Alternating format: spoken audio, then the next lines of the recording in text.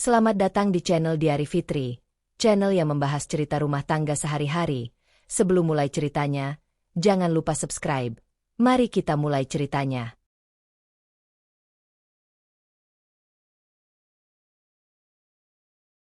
Kalimat itu sudah terlanjur keluar dari mulut Raisya siang tadi. Kalimat yang ia latih berulang kali di depan cermin dengan wajah setenang mungkin. Perusahaanku merugi. Beberapa kontrak besar batal. Aku mungkin harus mengurangi operasional sementara. Sejak mengucapkannya di ruang makan rumah keluarga Arya, ada sesuatu yang ikut runtuh di dalam dirinya. Bukan bisnisnya. Bukan juga kestabilan keuangannya. Yang runtuh adalah harapannya. Harapan kecil bahwa orang-orang yang menyebutnya keluarga akan tetap berdiri di sampingnya tanpa menghitung angka. Malam itu, Raisya berdiri di depan jendela kamar, memandangi halaman rumah yang dulu ia bantu biayai tanpa pernah menyebutnya sebagai jasanya. Ia adalah pemilik mayoritas saham perusahaan distribusi yang selama ini menjadi penopang hidupnya dan Arya. Namun tak seorang pun di rumah ini tahu seberapa besar kendalinya. Mereka hanya tahu Raisya punya usaha. Dan hari ini, ia memilih terlihat jatuh. Pintu kamar terbuka pelan. Arya masuk tanpa menatapnya langsung. Suaminya itu biasanya akan memeluknya dari belakang setelah pulang kerja. Malam ini, jaraknya terasa seperti tembok tak terlihat. "Kamu yakin tidak bisa menyelamatkan kontraknya?" tanya Arya akhirnya. Suaranya datar. Raisya menoleh perlahan. "Aku sedang berusaha." Arya mengembuskan napas. Bukan napas lega. Lebih seperti napas kecewa yang ditahan terlalu lama. "Kamu tahu kan, keluargaku sudah banyak berharap pada stabilitas kita." Kita. Kata itu terdengar berbeda sekarang. Seolah stabilitas yang dimaksud bukan tentang hubungan mereka, melainkan angka di rekening. Raisya menahan dorongan untuk berkata jujur. Untuk mengatakan bahwa perusahaan itu tidak benar-benar limbung. Bahwa ia hanya ingin melihat siapa yang tetap menggenggam tangannya saat ia pura-pura kehilangan pijakan. Namun ia memilih diam. Diam adalah pilihannya. Dan malam ini, diam terasa lebih berat dari pengakuan apapun. Keesokan paginya, suasana meja makan berubah halus tapi nyata. Diana, adik perempuan Arya, sudah duduk lebih dulu dengan secangkir kopi. Ia melirik Raisya dari ujung mata. Senyum tipisnya terlalu rapi untuk disebut ramah. "Jadi benar ya, Mbak? Bisnisnya lagi turun?" tanyanya. Nada suaranya ringan tapi tajam. Raisya mengangguk pelan. "Iya. Kondisi pasar sedang sulit." Diana terkekeh kecil. "Ya, makanya dari dulu aku bilang, perempuan kalau tidak punya pegangan kuat itu repot. Suami bisa ikut terbebani." Arya tidak menegur.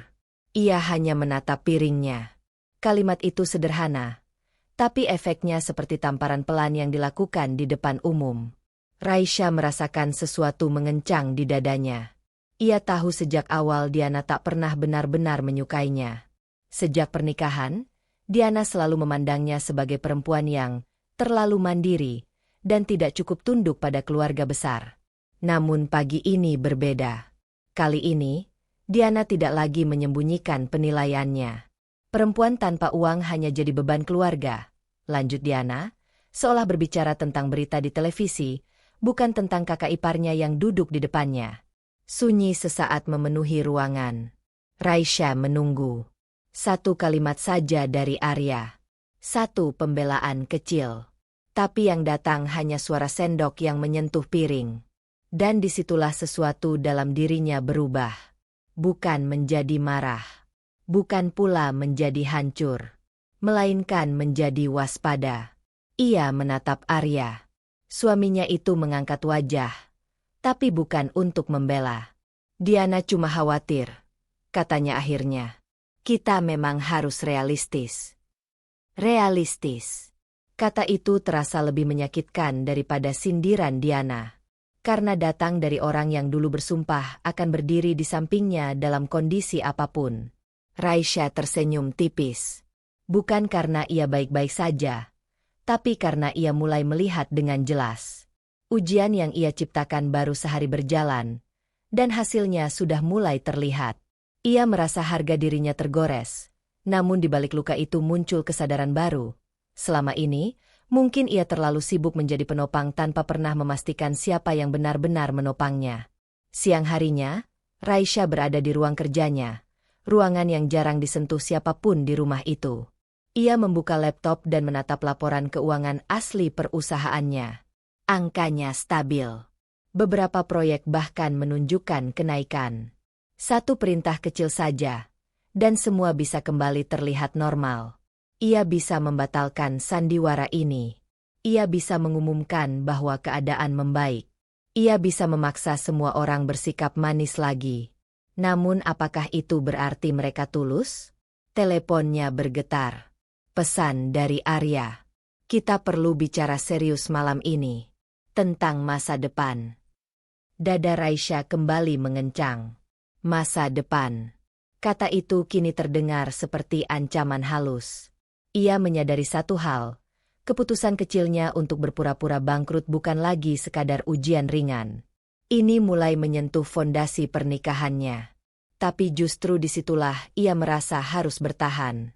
Jika ia menghentikan semuanya sekarang, ia tak akan pernah tahu sejauh mana cinta Arya berdiri tanpa fondasi materi. Raisya menutup laptop perlahan. Ia memandang bayangannya sendiri di layar hitam yang memantulkan wajahnya. Tenang, terkontrol. Tapi matanya menyimpan sesuatu yang baru, keteguhan yang lahir dari luka. Malam nanti, pembicaraan itu akan terjadi. Dan ia tahu, apapun yang dikatakan Arya, ia tidak boleh goyah. Untuk pertama kalinya dalam pernikahannya, Raisya tidak lagi takut kehilangan suami. Ia justru takut menemukan kebenaran. Raisya tidak tidur semalaman.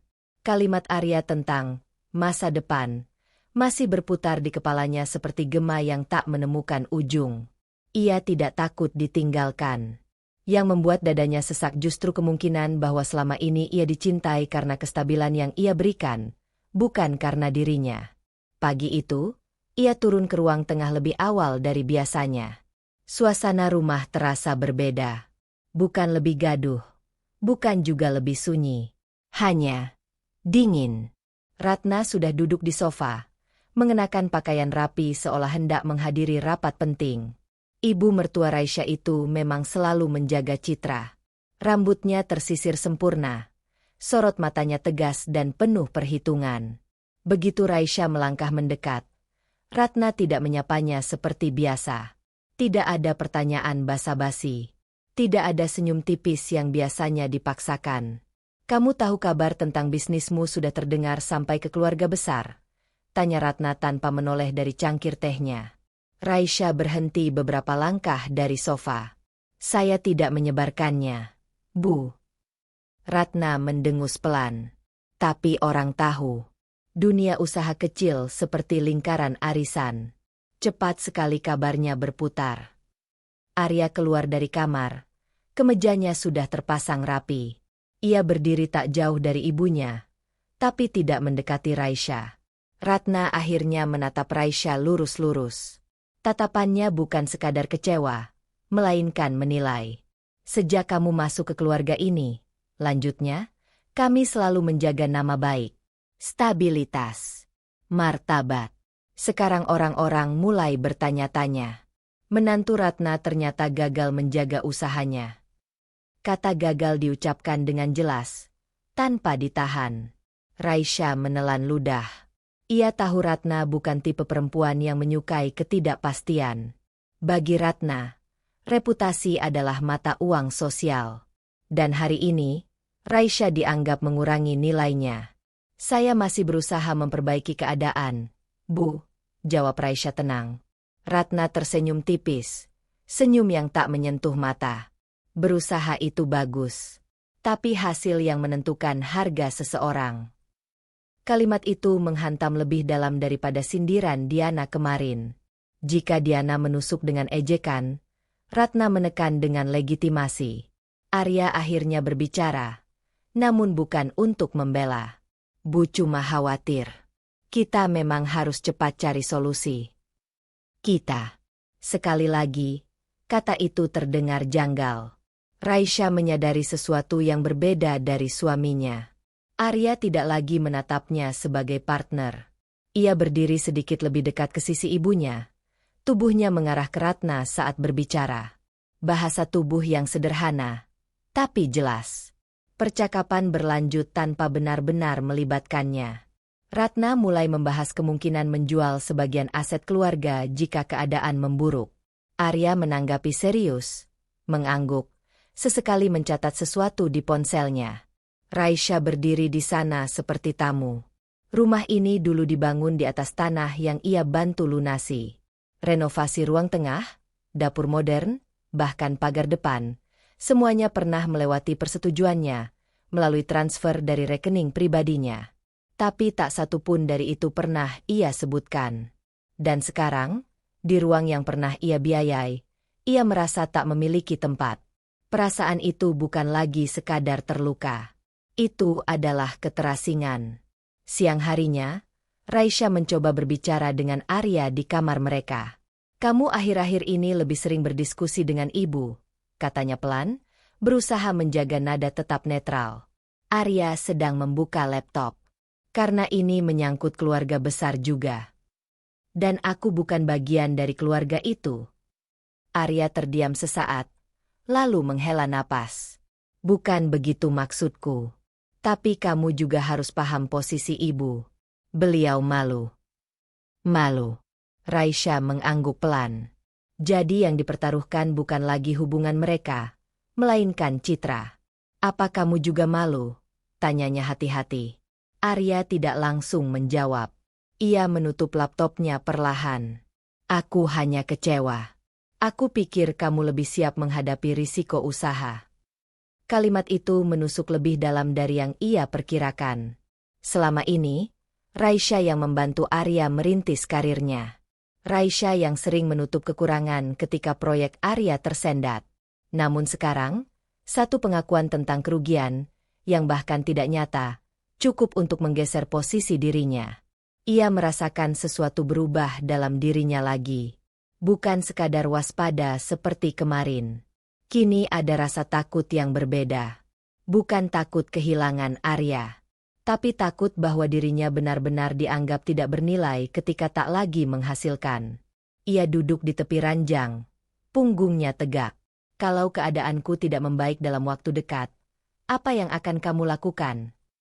Pertanyaan itu menggantung. Arya mengalihkan pandangannya. "Kita lihat nanti." Jawaban yang tidak menjawab.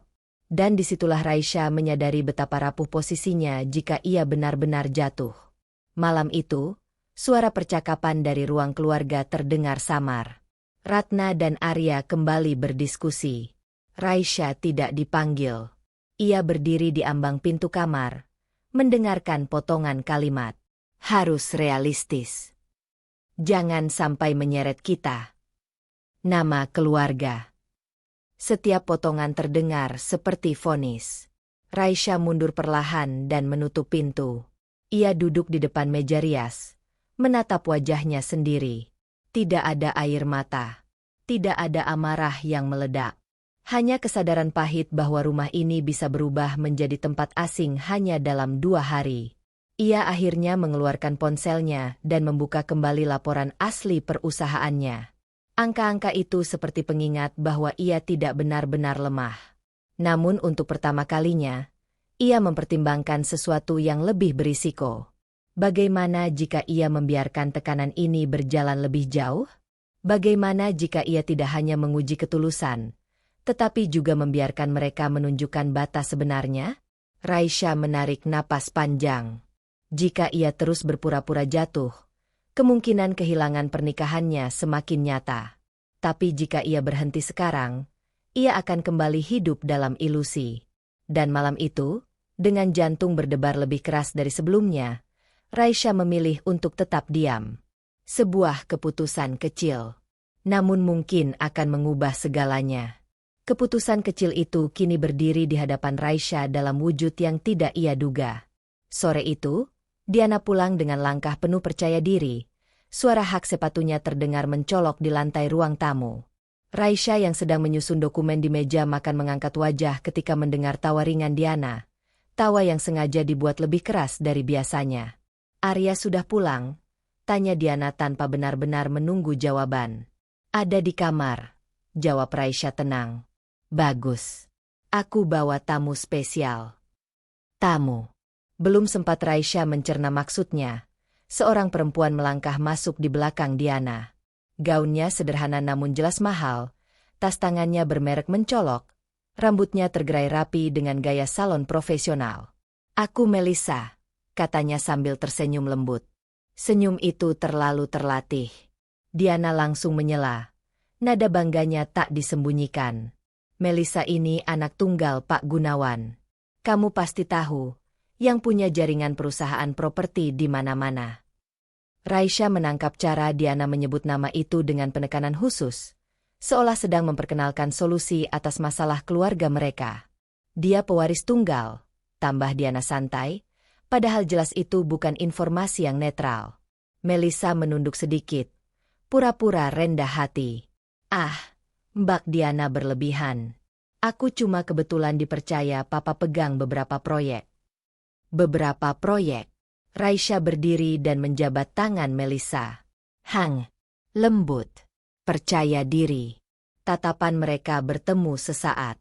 Di balik senyum manis itu, Raisya melihat sesuatu, kilatan kecil yang bukan keramahan. Lebih seperti penilaian. Atau kemenangan yang masih disimpan. Arya keluar dari kamar.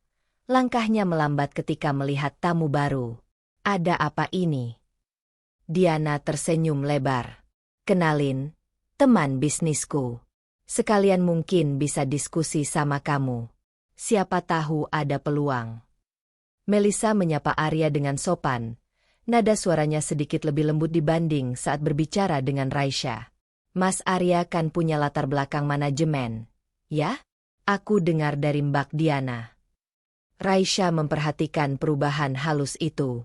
Cara Melissa memiringkan kepala saat berbicara dengan Arya. Cara matanya berbinar sedikit lebih terang.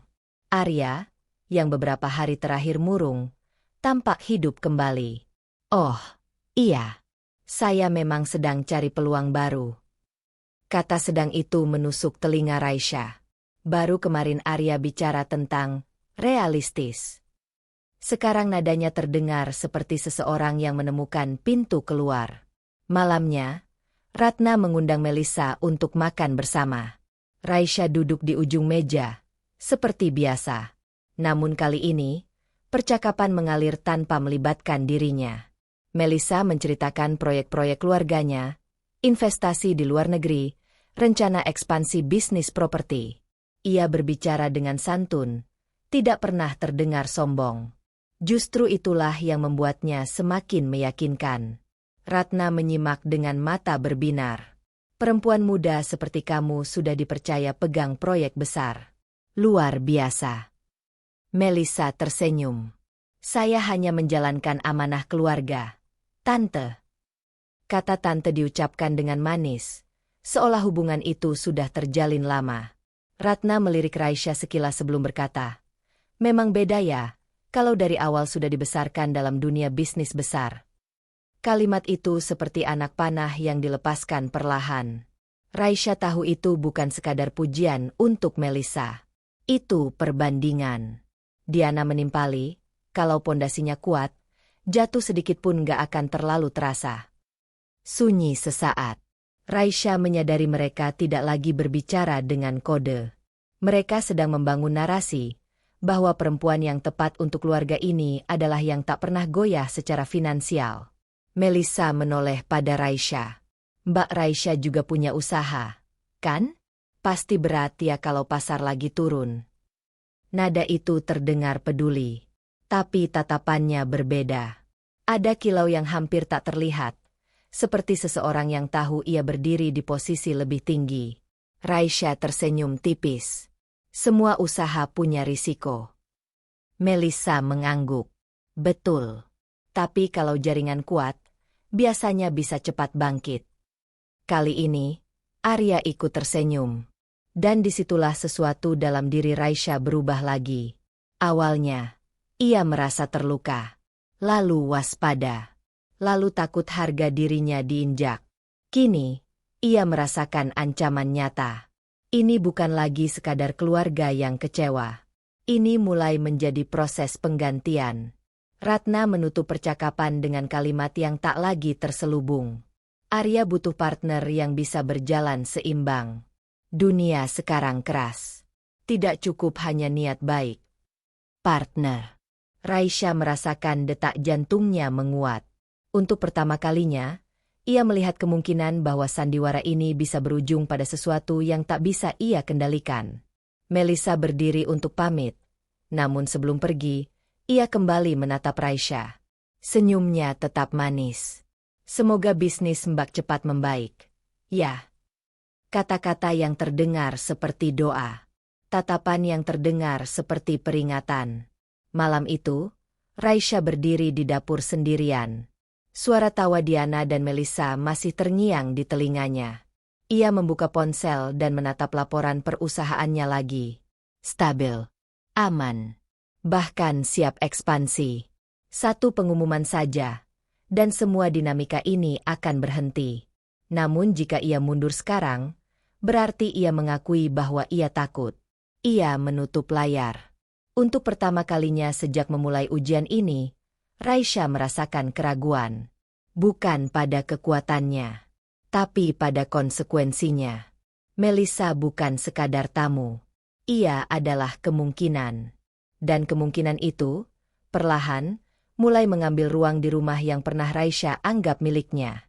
Dengan napas panjang, Raisya mengambil keputusan kecil yang terasa jauh lebih berisiko dari sebelumnya. Ia tidak akan menghentikan sandiwara ini. Meski kini ia sadar, ia mungkin sedang mempertaruhkan pernikahannya sendiri.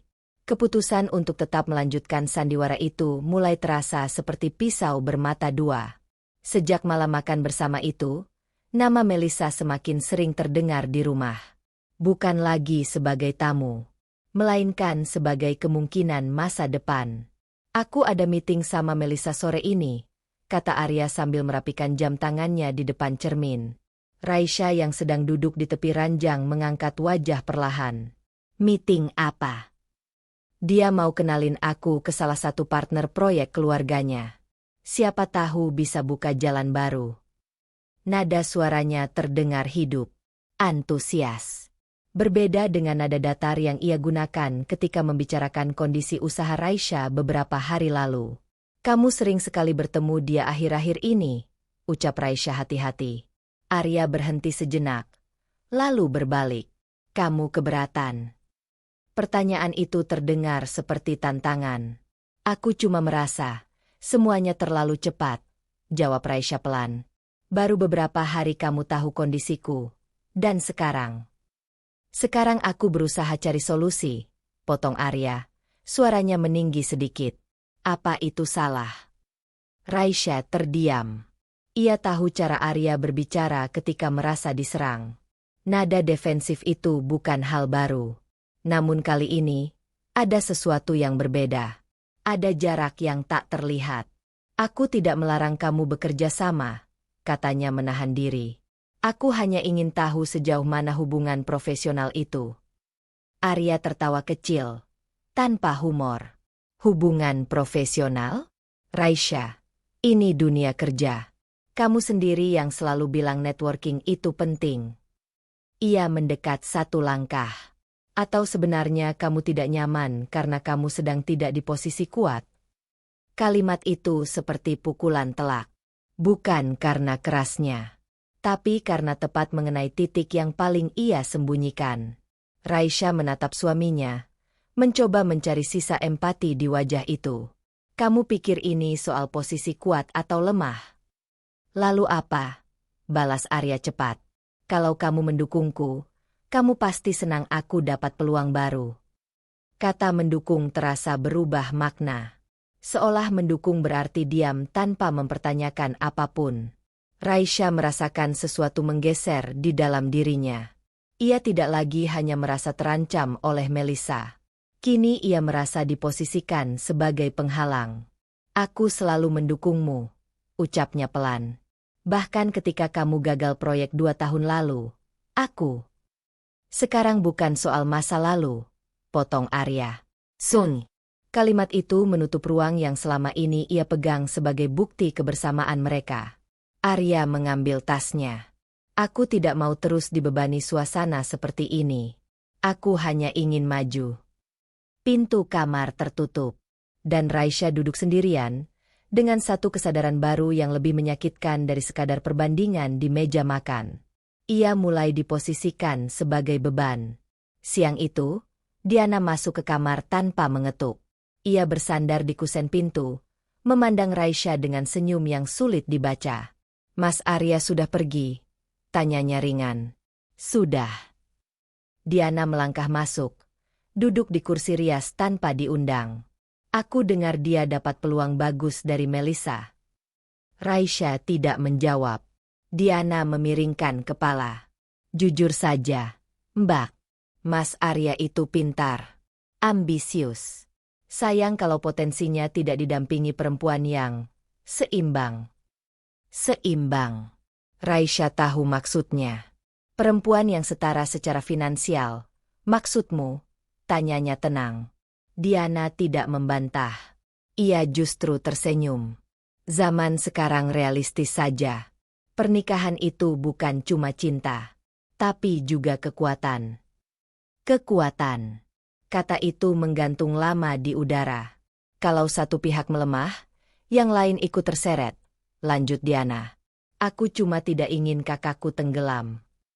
Untuk pertama kalinya, Raisya ingin tertawa. Tenggelam. Padahal selama ini ia yang diam-diam menopang. Namun ia tidak membuka kebenaran itu. Tidak sekarang. Apa kamu ingin aku mundur? Tanya Raisya pelan. Diana mengangkat bahu. Aku cuma ingin Mas Arya dapat yang terbaik. Dan kalimat itu cukup jelas. Raisya tidak lagi dianggap yang terbaik. Setelah Diana pergi, Raisya berdiri di depan jendela. Jalan di depan rumah tampak biasa saja. Anak-anak bersepeda. Pedagang lewat. Dunia tidak berubah. Tapi di dalam dirinya, ada sesuatu yang mulai retak. Ia mencoba mengingat kembali masa awal pernikahannya dengan Arya. Saat mereka masih merintis bersama. Saat Arya berkata ia mencintainya karena keteguhan dan kecerdasannya. Apakah itu benar? Atau sejak awal, yang dicintai adalah rasa aman yang ia berikan? Pertanyaan itu tumbuh perlahan, lalu membesar. Malamnya, Arya pulang lebih larut dari biasanya. Wajahnya terlihat puas. Meetingnya berhasil, katanya singkat. Raisya menatapnya. Kamu bahagia? Tentu saja. Ini kesempatan besar. Ia duduk, lalu menambahkan, kamu seharusnya ikut senang. Raisya ingin berkata bahwa ia ingin ikut senang. Tapi rasa cemas yang terus membesar membuat kata-kata itu tertahan. Untuk pertama kalinya, ia mempertanyakan bukan hanya ketulusan keluarga ini. Ia mempertanyakan dasar cinta suaminya. Jika stabilitas benar-benar hilang, apakah Arya akan tetap memilihnya? Atau cinta itu hanya bertahan selama ia mampu menjadi fondasi? Malam itu, Raisya membuka laptopnya lagi. Ia menatap laporan perusahaan dengan pandangan berbeda. Sebelumnya, ini adalah alat uji. Sekarang, ini adalah satu-satunya kendali yang masih ia miliki. Dan dengan napas berat, Raisya membuat keputusan kecil yang jauh lebih berbahaya dari sebelumnya. Ia akan membiarkan Arya melangkah lebih jauh dengan Melissa. Bukan untuk menyerah, tapi untuk melihat seberapa jauh suaminya bersedia pergi ketika ia tidak lagi menjadi penopang. Keputusan untuk membiarkan Arya melangkah lebih jauh bersama Melissa ternyata bukan sekadar ujian. Itu perlahan berubah menjadi tontonan yang menyakitkan. Beberapa hari terakhir, Arya semakin jarang berada di rumah. Jika pulang pun, wajahnya dipenuhi semangat baru yang tak pernah lagi ia bagi dengan Raisya. Ia hanya menyebut nama Melissa seperlunya, tapi sorot matanya cukup menjelaskan bahwa ada sesuatu yang tumbuh di sana. Entah ambisi, entah kekaguman. Sore itu, Raisya turun ke ruang keluarga saat mendengar suara Ratna dan Arya berbicara pelan namun serius. Ia tidak berniat menguping, tetapi langkahnya terhenti ketika namanya disebut. Kamu harus realistis, Arya. Suara Ratna terdengar tenang, namun tegas seperti biasa. Pernikahan itu bukan cuma soal perasaan. Ini tentang masa depan. Raisya berdiri di balik dinding. Tak terlihat. Aku tahu, Bu, jawab Arya pelan. Kalau kamu terus bertahan dalam kondisi yang tidak pasti, kamu bisa ikut tenggelam. Kamu punya potensi besar. Jangan biarkan keputusan emosional menghambatmu. Keputusan emosional. Raisya tahu siapa yang dimaksud. Ratna melanjutkan dengan nada yang lebih halus, hampir seperti nasihat penuh kasih. Ibu hanya ingin kamu bersama orang yang bisa menjamin langkahmu tetap stabil, yang setara, yang bisa berdiri sejajar. Tidak ada kata cerai yang diucapkan, namun maknanya jelas. Raisya merasakan darahnya berdesir lebih cepat. Ia menunggu. Menunggu satu kalimat dari Arya yang mengatakan ia tidak akan mempertimbangkan itu. Namun yang terdengar justru helaan napas panjang. Aku tidak ingin dianggap gagal lagi, Bu. Suara Arya terdengar lebih rendah. Proyek terakhirku saja sudah jadi bahan pembicaraan. Kalau sekarang, kalau aku tetap diam dan tidak mengambil peluang. Kalimatnya menggantung. Ratna memanfaatkan celah itu. Melissa membawa jaringan besar. Kesempatan seperti itu tidak datang dua kali. Sunyi sesaat. Lalu Arya berkata pelan, hampir seperti meyakinkan dirinya sendiri. Aku hanya dekat dengannya secara profesional. Kata hanya terdengar seperti pembenaran. Raisya mundur perlahan sebelum mereka menyadari keberadaannya. Langkahnya terasa berat, tapi bukan karena rapuh. Ada sesuatu yang berubah di dalam dirinya. Awalnya ia sedih, lalu takut kehilangan. Kini, rasa itu mulai bergeser. Ia merasa dihina. Malamnya, Arya masuk ke kamar dengan ekspresi lelah, namun bukan lelah karena tekanan. Lebih seperti lelah karena memikirkan keputusan besar. Kamu bicara dengan ibu tentang aku? Tanya Raisya tanpa basa-basi. Arya berhenti membuka kancing kemejanya. Kamu dengar? Aku tidak sengaja. Arya duduk di tepi ranjang. Ibu cuma khawatir. Dan kamu? Raisya menatapnya lurus. Arya menghindari tatapan itu beberapa detik, lalu berkata, aku hanya ingin hidup yang lebih terjamin. Terjamin. Kata itu kini terasa seperti pengganti kata setia. Jadi kedekatanmu dengan Melissa bagian dari jaminan itu? Tanya Raisya pelan. Arya menghela napas. Terlihat kesal. Kenapa kamu selalu melihat ini dari sisi negatif? Melissa membuka pintu untukku. Dia percaya aku mampu. Dia melihat potensiku. Raisya terdiam. Percaya. Melihat potensi. Bukankah selama ini ia yang melakukan itu? Ia yang mendorong Arya bangkit saat proyeknya gagal. Ia yang menenangkan ketika Arya merasa diremehkan rekan kerja. Namun sekarang, pengakuan dari perempuan lain terasa lebih bernilai. Apa kamu merasa aku tidak pernah melihat potensimu? Tanya Raisya. Arya tidak langsung menjawab. Sekarang bukan soal itu. Ini soal momentum. Aku tidak mau kesempatan ini hilang hanya karena aku terlalu terikat. Terlalu terikat. Kata-kata itu mengiris lebih tajam daripada tuduhan apapun. Raisya bangkit dari duduknya. Ia berjalan ke meja kerjanya, membuka laptopnya sebentar. Laporan keuangan perusahaannya terpampang jelas, stabil, bahkan meningkat. Satu kalimat saja. Satu bukti. Ia bisa menghentikan semua ini sekarang. Membungkam Ratna. Membuat Diana terdiam. Menghapus ilusi superioritas Melissa. Tapi ia tidak melakukannya. Ia menutup layar perlahan. Jika ia membuka rahasia itu sekarang, Arya mungkin akan kembali. Tapi bukan karena sadar. Melainkan karena angka kembali aman. Dan itu akan menjadi penghinaan yang lebih besar. Raisya menoleh ke arah suaminya. Kalau suatu hari aku benar-benar tidak bisa memberimu jaminan apapun, apa kamu akan tetap tinggal? Pertanyaan itu membuat Arya terdiam lama. Aku tidak tahu, jawabnya akhirnya. Jujur. Jawaban itu menghancurkan sesuatu yang selama ini Raisya pegang sebagai fondasi. Namun di saat yang sama, sesuatu yang lain lahir. Bukan lagi kesedihan. Bukan lagi ketakutan. Melainkan rasa terhina yang panas dan perlahan membakar. Ia menyadari satu hal yang tak bisa ia abaikan lagi. Mereka tidak sedang menguji kekuatannya. Mereka sedang mengukur nilainya. Dan ia tidak akan selamanya membiarkan dirinya ditimbang seperti barang. Malam itu, ketika Arya tertidur membelakanginya, Raisya tetap terjaga. Ia tidak lagi memikirkan apakah Arya akan pergi.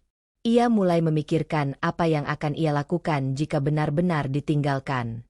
Dan untuk pertama kalinya sejak sandiwara ini dimulai, Raisya membuka folder lain di laptopnya, rencana ekspansi yang selama ini ia simpan. Keputusan kecil. Namun jika ia melangkah, tidak akan ada jalan kembali. Folder rencana ekspansi itu masih terbuka di layar laptop Raisya ketika suara mobil berhenti di depan rumah. Ia menutupnya cepat. Bukan karena takut ketahuan, melainkan karena ia belum siap mengubah arah permainan. Beberapa menit kemudian, suara tawa Melissa terdengar dari ruang tamu. Lembut, ringan, seperti tidak pernah membawa beban. Raisya keluar dari kamar dan mendapati Ratna dan Diana sudah duduk mengelilingi meja, menyambut tamu itu seperti keluarga sendiri.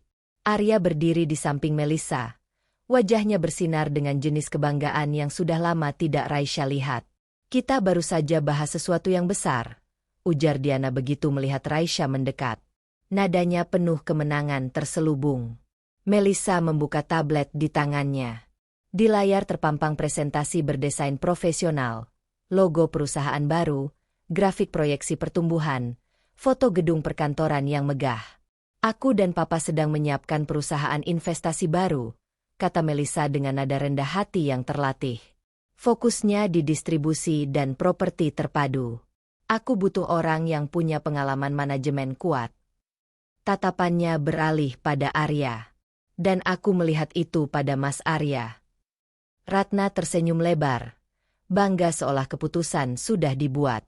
Arya akan jadi direktur operasional, lanjut Melissa ringan, seolah posisi itu sudah pasti. Tentu setelah semua legalitas selesai. Direktur. Kata itu menggantung di udara seperti janji masa depan yang gemerlap. Raisya memperhatikan detail presentasi itu sekilas. Grafik terlalu sempurna. Proyeksi terlalu optimistis. Tidak ada data konkret tentang mitra atau sumber dana selain klaim investor luar negeri. Ia mengenali pola itu. Terlalu mengkilap untuk langsung dipercaya. Namun yang lebih ia perhatikan adalah ekspresi Arya. Ia terlihat dipilih.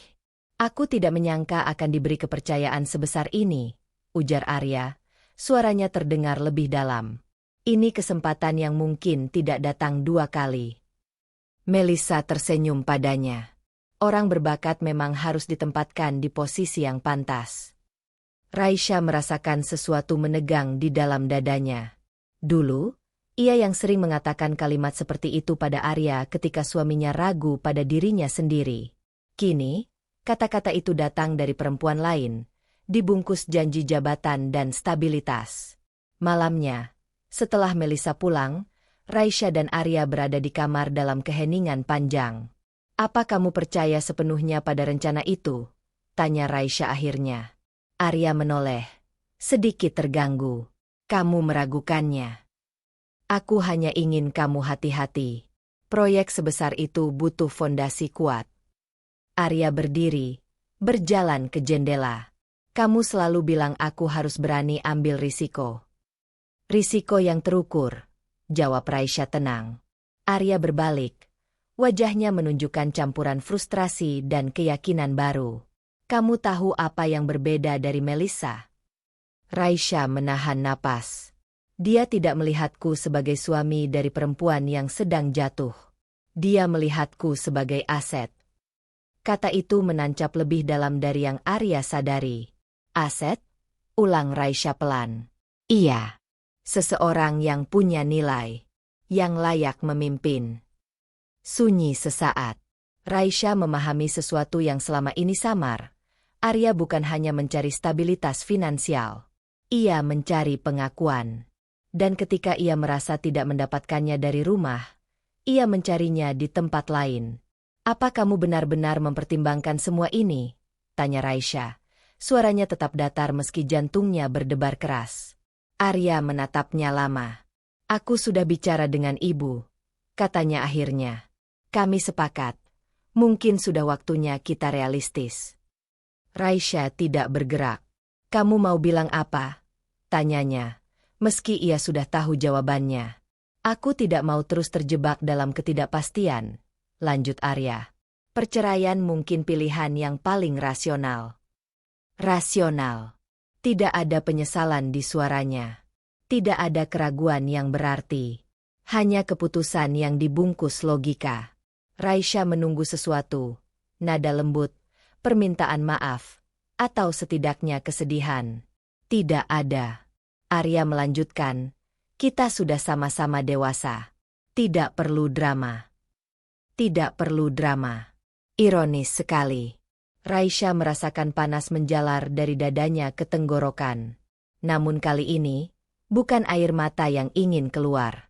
Harapan yang selama ini ia genggam, bahwa di titik tertentu Arya akan memilihnya, akhirnya runtuh. Dan anehnya, yang tersisa bukan kehancuran, melainkan kejernihan.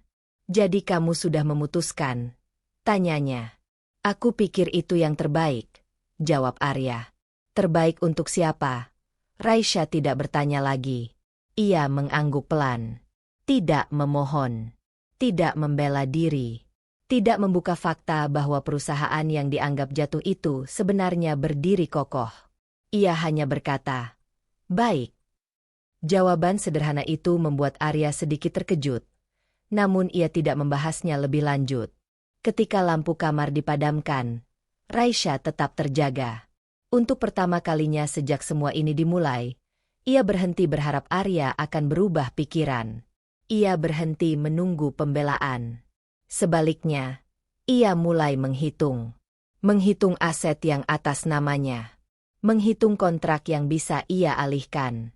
Menghitung jaringan yang selama ini ia jaga. Jika perceraian adalah keputusan rasional bagi Arya, maka Raisya akan memastikan setiap langkah berikutnya juga rasional bagi dirinya.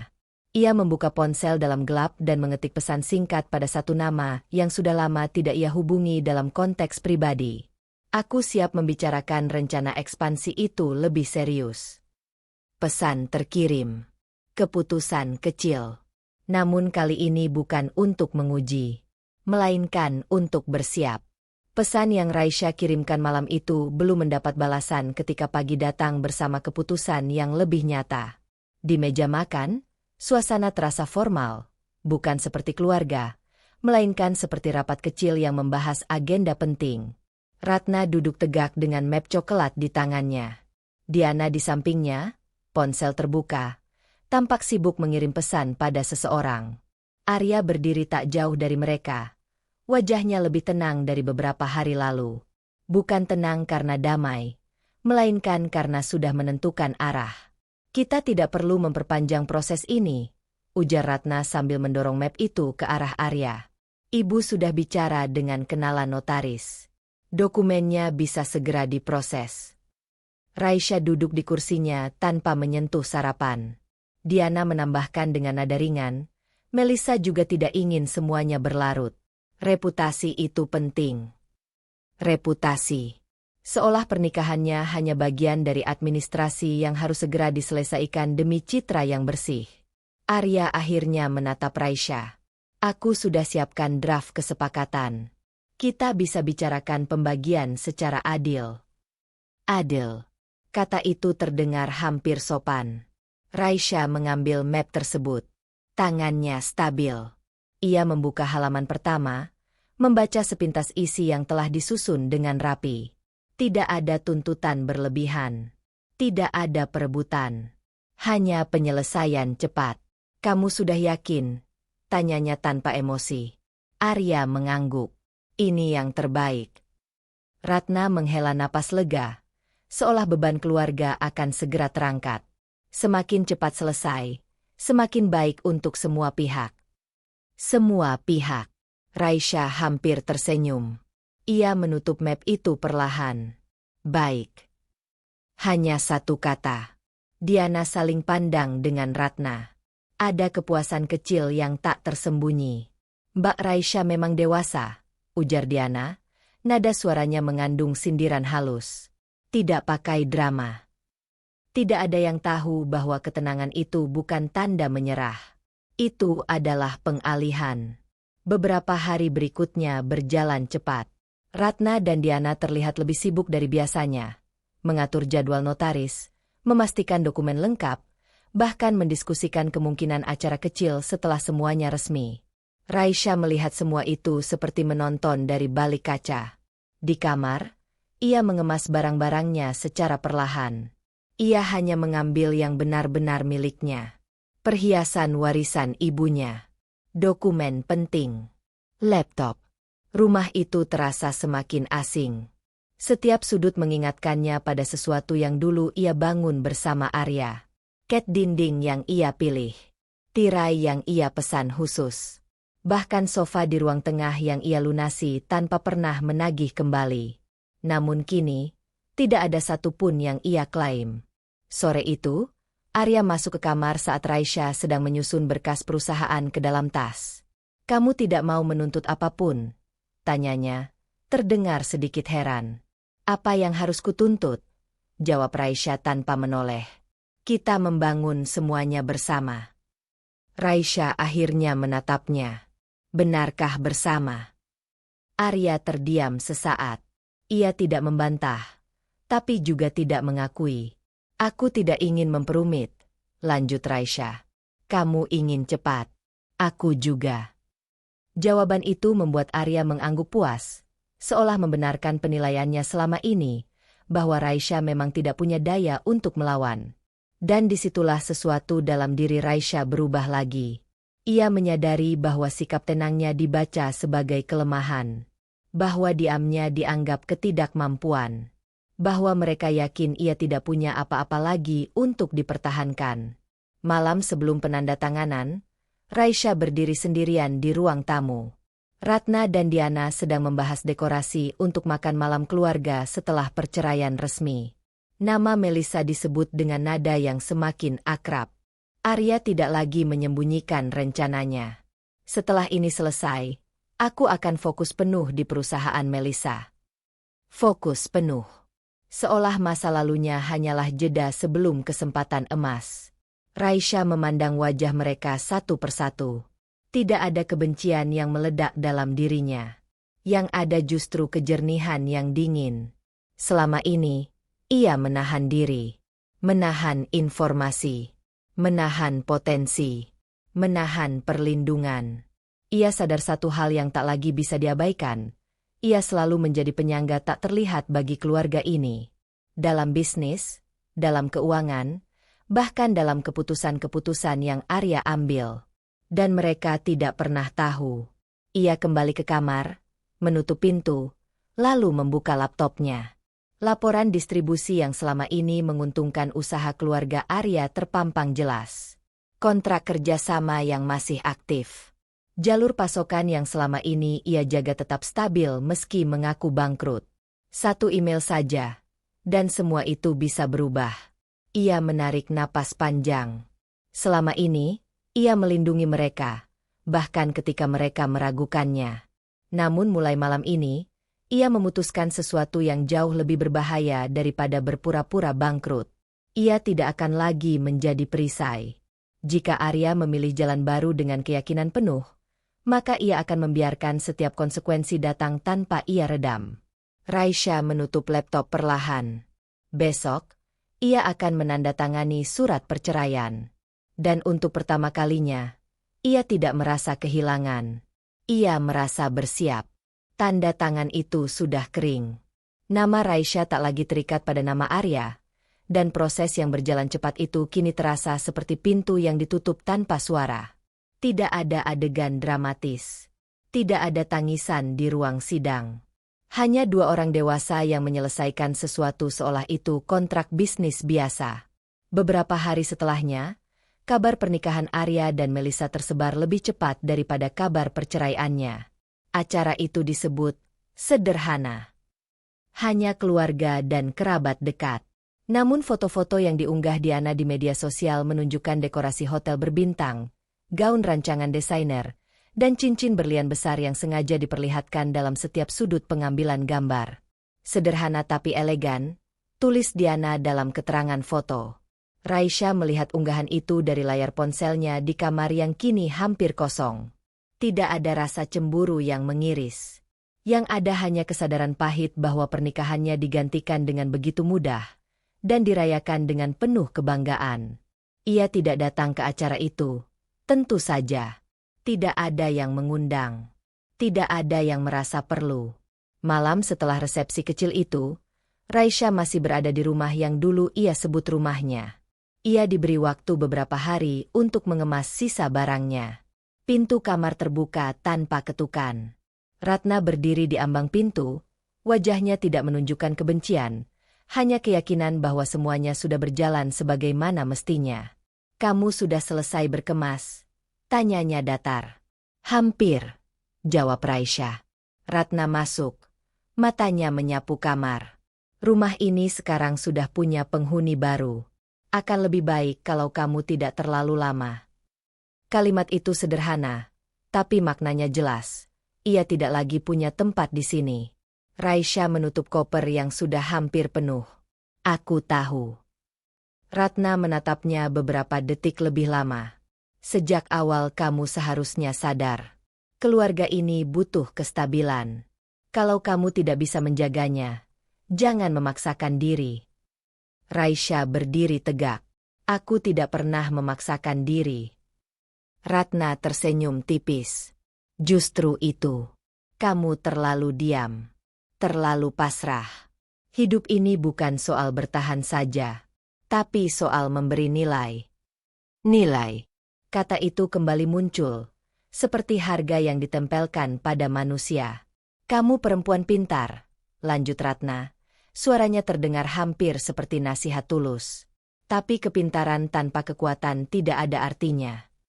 Untuk sesaat, Raisya ingin mengatakan bahwa rumah ini berdiri sebagian besar karena transfer dari rekening pribadinya.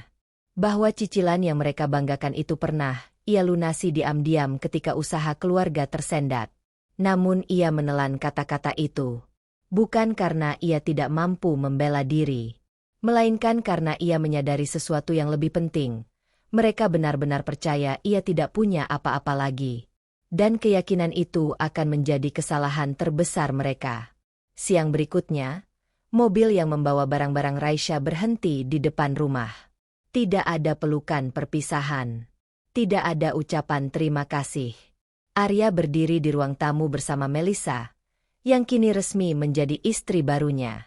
Melissa mengenakan pakaian kasual mahal, cincin di jarinya berkilau di bawah cahaya lampu. "Semoga kamu menemukan jalanmu," ucap Melissa dengan senyum manis. Raisya menatapnya. Senyum itu sama seperti pertama kali mereka bertemu, ramah di permukaan, menang di dalam. Arya tidak mendekat. Ia hanya berkata, "Kita sudah sepakat menyelesaikan semuanya dengan baik." "Baik." Raisya mengangguk. "Tentu." Ia melangkah keluar rumah tanpa menoleh lagi. Begitu pintu tertutup di belakangnya, sesuatu di dalam dirinya ikut tertutup juga. Bukan cinta, bukan kenangan, melainkan sisa-sisa harapan bahwa mereka suatu hari akan menyadari nilainya. Di apartemen kecil yang ia sewa sementara, Raisya duduk sendirian. Kamar itu sederhana, jauh dari kemewahan rumah sebelumnya. Namun untuk pertama kalinya dalam beberapa minggu, ia merasa udara yang ia hirup benar-benar miliknya. Ia membuka laptop. Laporan keuangan perusahaan muncul seperti biasa, stabil, bahkan menunjukkan potensi peningkatan dalam beberapa bulan ke depan. Ia membuka folder kerja sama distribusi yang selama ini menopang usaha keluarga Arya. Kontrak masih aktif. Jalur pasokan masih berjalan. Mereka bahkan tidak tahu bahwa sebagian besar kelancaran bisnis mereka bergantung pada kebijakannya. Rasa sakit yang selama ini ia tahan akhirnya berubah bentuk. Bukan lagi menjadi air mata. Bukan lagi menjadi amarah yang meledak. Melainkan tekad yang dingin dan terukur. Mereka menganggapnya lemah karena ia diam. Mereka mengira ia tidak punya daya karena ia tidak melawan. Mereka percaya kekuatan hanya terlihat dalam pameran kemewahan dan jabatan. Raisya menutup mata sejenak. Ia tidak ingin balas dendam yang impulsif. Ia ingin pembuktian. Ia ingin mereka menyadari, tanpa ia berteriak, siapa yang sebenarnya berdiri di atas fondasi rapuh. Tangannya bergerak pelan di atas papan ketik. Ia mulai menyusun daftar prioritas baru. Revisi kontrak. Evaluasi mitra. Audit jalur distribusi yang terhubung dengan perusahaan baru Melissa. Setiap klik terasa seperti langkah yang terencana. Raisya menarik napas panjang. Jika mereka yakin telah memilih yang lebih kuat, maka ia akan membiarkan waktu memperlihatkan kebenaran. Dan malam itu, di apartemen kecil yang sunyi, Raisya membuat keputusan kecil yang akan mengguncang lebih dari sekadar reputasi. Ia berhenti menjadi korban. Mulai sekarang, ia akan menjadi penentu arah. Keputusan kecil yang Raisya ambil malam itu, mengirim satu email pada divisi distribusi untuk meninjau ulang kontrak lama, masih terasa seperti bara hangat di dadanya. Bukan ledakan. Belum. Namun cukup untuk membuatnya sadar bahwa ia tidak lagi berdiri sebagai pelindung. Beberapa hari setelah itu, kabar tentang Arya semakin mudah ia dengar, bahkan tanpa berusaha mencari tahu. Melissa, kini resmi menjadi istrinya, bergerak cepat. Proyek investasi yang dulu hanya disebut-sebut tanpa wujud kini mulai dipromosikan terang-terangan. Konsepnya terdengar ambisius. Pengembangan kawasan properti terpadu dengan sentuhan teknologi ramah lingkungan. Presentasi mewah. Visualisasi futuristik. Janji keuntungan berlipat dalam waktu singkat. Arya menyerahkan seluruh tabungan pribadinya sebagai modal awal. Informasi itu sampai ke telinga Raisya bukan dari gosip, melainkan dari laporan keuangan salah satu vendor yang masih ia kenal baik. Nama Arya tercantum sebagai investor individu dengan nominal yang tidak kecil. Raisya menatap angka itu lama. Itu bukan sekadar uang. Itu sisa rasa percaya diri yang Arya pertaruhkan.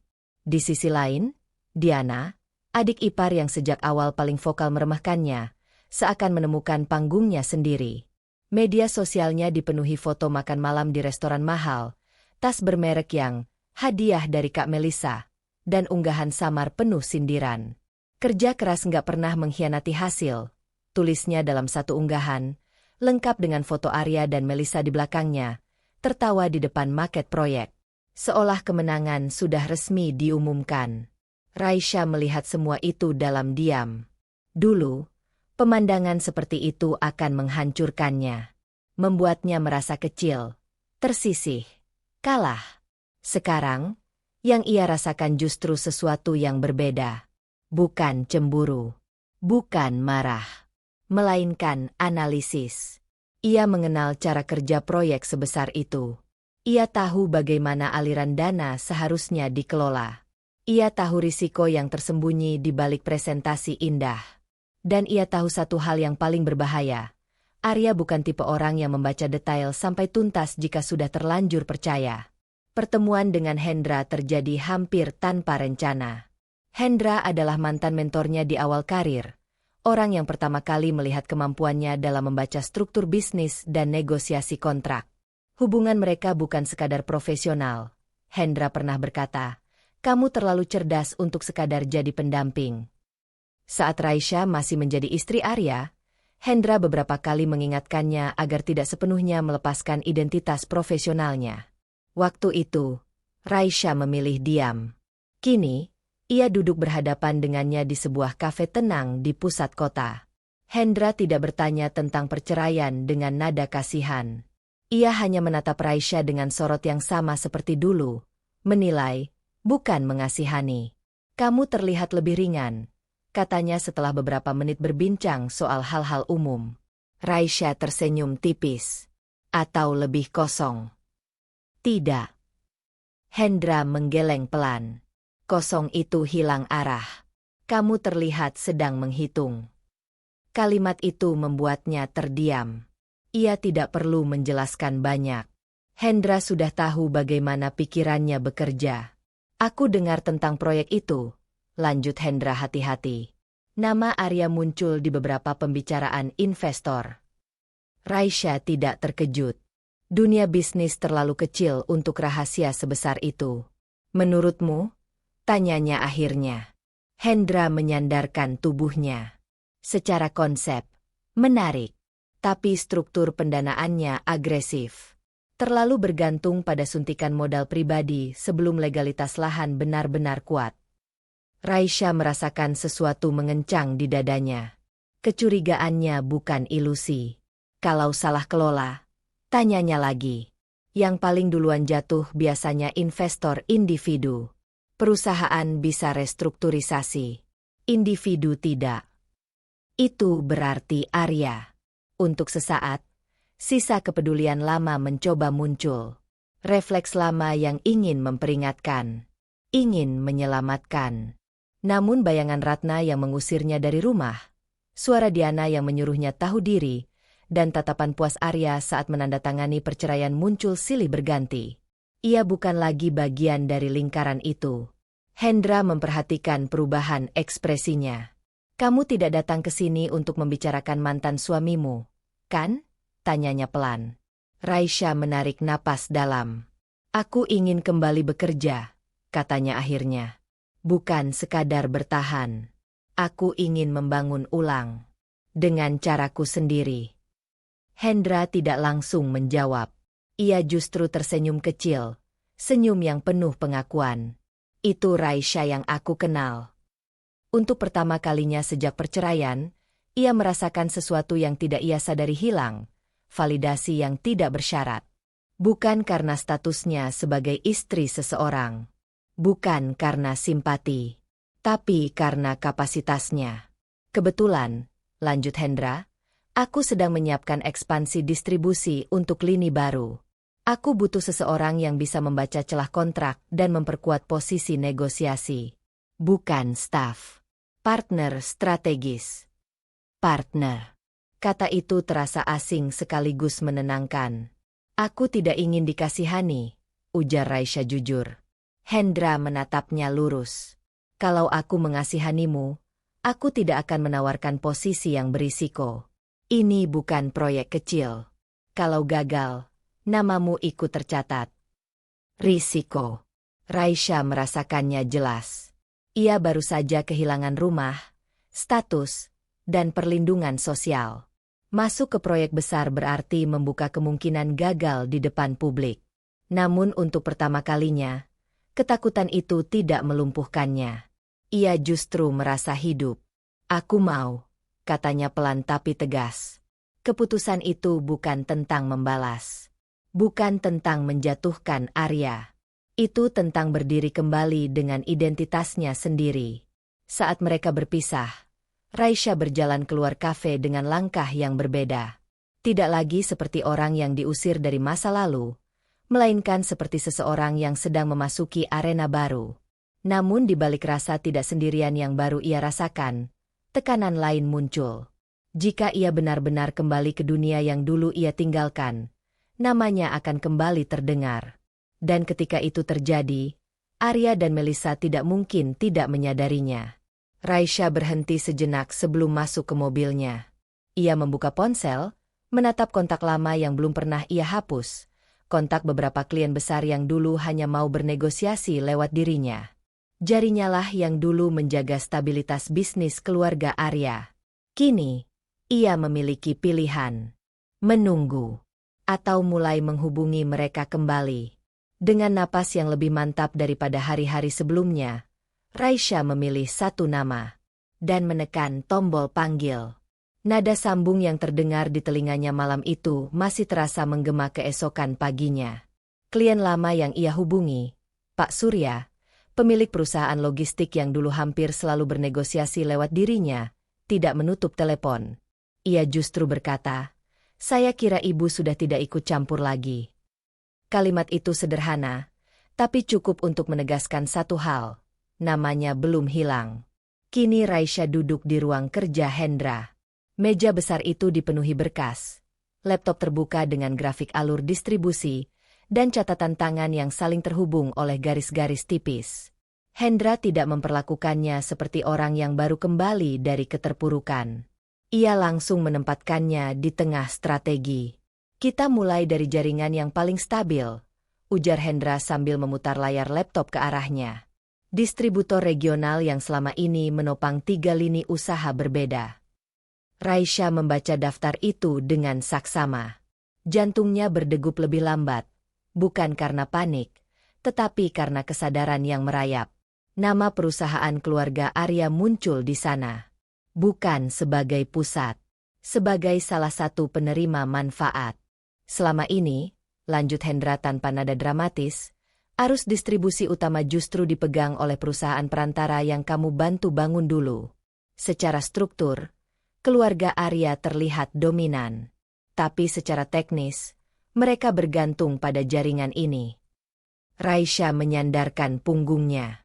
Ia ingat bagaimana dulu ia menyusun kontrak agar jalur distribusi tetap aman meski fluktuasi pasar tinggi. Ia menempatkan perusahaan perantara itu sebagai penyangga, atas nama efisiensi pajak dan fleksibilitas operasional. Arya menyetujui tanpa benar-benar membaca detailnya. Ratna bahkan pernah berkata, "Yang penting hasilnya terlihat." Kini hasil itu sedang ia lihat dari sudut berbeda. "Kalau jaringan ini ditarik," tanya Raisya pelan. Hendra menatapnya. "Bisnis keluarga Arya akan goyah dalam 3 bulan. Stok tidak stabil. Marin menipis. Investor mulai gelisah." Tidak ada nada dendam dalam suara Hendra. Hanya kalkulasi. Raisya merasakan campuran emosi yang lebih rumit dari sekadar keinginan membalas. Ia bukan hanya punya kemampuan untuk berdiri sendiri. Ia punya kemampuan untuk menjatuhkan. Siang itu, informasi lain datang dari arah yang tak ia duga. Seorang analis keuangan independen yang dulu pernah bekerja sama dengannya, Lina, perempuan tajam dengan reputasi tak suka basa-basi, mengirim pesan singkat. "Kamu kenal proyek Green Arc milik Melissa?" Raisya membalas singkat, "Kenal." Beberapa menit kemudian, Lina menelepon. "Aku sedang meninjau legalitasnya untuk salah satu klienku," ujar Lina tanpa pengantar panjang. "Ada yang aneh."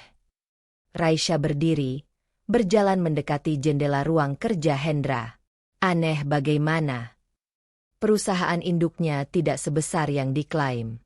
Modal disetor minim. Banyak kerjasama yang sifatnya MOU, belum kontrak final. Secara presentasi mewah, tapi fondasi hukumnya tipis. Green Arc, nama yang selama ini dielu-elukan Diana di media sosial. Nama yang membuat Arya menyerahkan seluruh tabungannya. "Kamu yakin?" tanya Raisya. Suaranya lebih tenang dari perasaannya. "Aku tidak pernah bicara kalau tidak yakin. Proyek ini hidup dari kepercayaan investor individu. Kalau satu saja gagal cair, efek dominonya cepat." Setelah telepon ditutup, Raisya tidak langsung kembali ke meja. Ia membiarkan informasi itu meresap. Melissa tidak pernah benar-benar memiliki perusahaan sebesar yang ia klaim. Ia memiliki kemasan, relasi sosial, keberanian bermain besar, tapi bukan fondasi kokoh.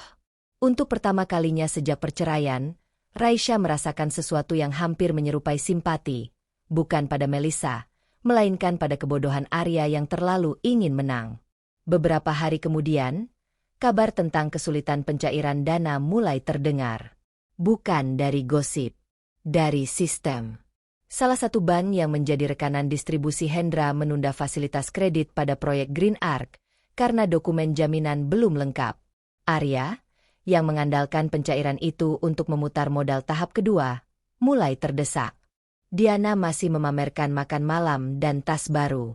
Namun unggahannya kini lebih sering berupa kutipan motivasi tentang ujian sebelum kesuksesan besar. Raisya tidak lagi merasa perlu membuka profilnya setiap hari. Ia sudah tahu apa yang sedang terjadi. Hendra menutup laporan audit sore itu dan menatap Raisya serius. "Kamu sekarang tahu dua hal," katanya. "Pertama, jaringan distribusi yang kamu pegang bisa melemahkan bisnis keluarga Arya. Kedua, proyek istrinya rapuh." Raisya mengangguk. "Pertanyaannya," lanjut Hendra, "kamu mau apa?" Ruangan itu mendadak terasa lebih sempit. Jika ia membiarkan semuanya berjalan alami, kemungkinan besar proyek Melissa akan runtuh sendiri. Arya akan menanggung akibatnya tanpa campur tangannya. Namun jika ia mempercepat, menarik jaringan distribusi, memperketat kontrak, atau bahkan membocorkan kelemahan struktur proyek ke pihak tertentu, kejatuhan itu bisa datang lebih cepat, lebih keras, dan mungkin tidak bisa diperbaiki.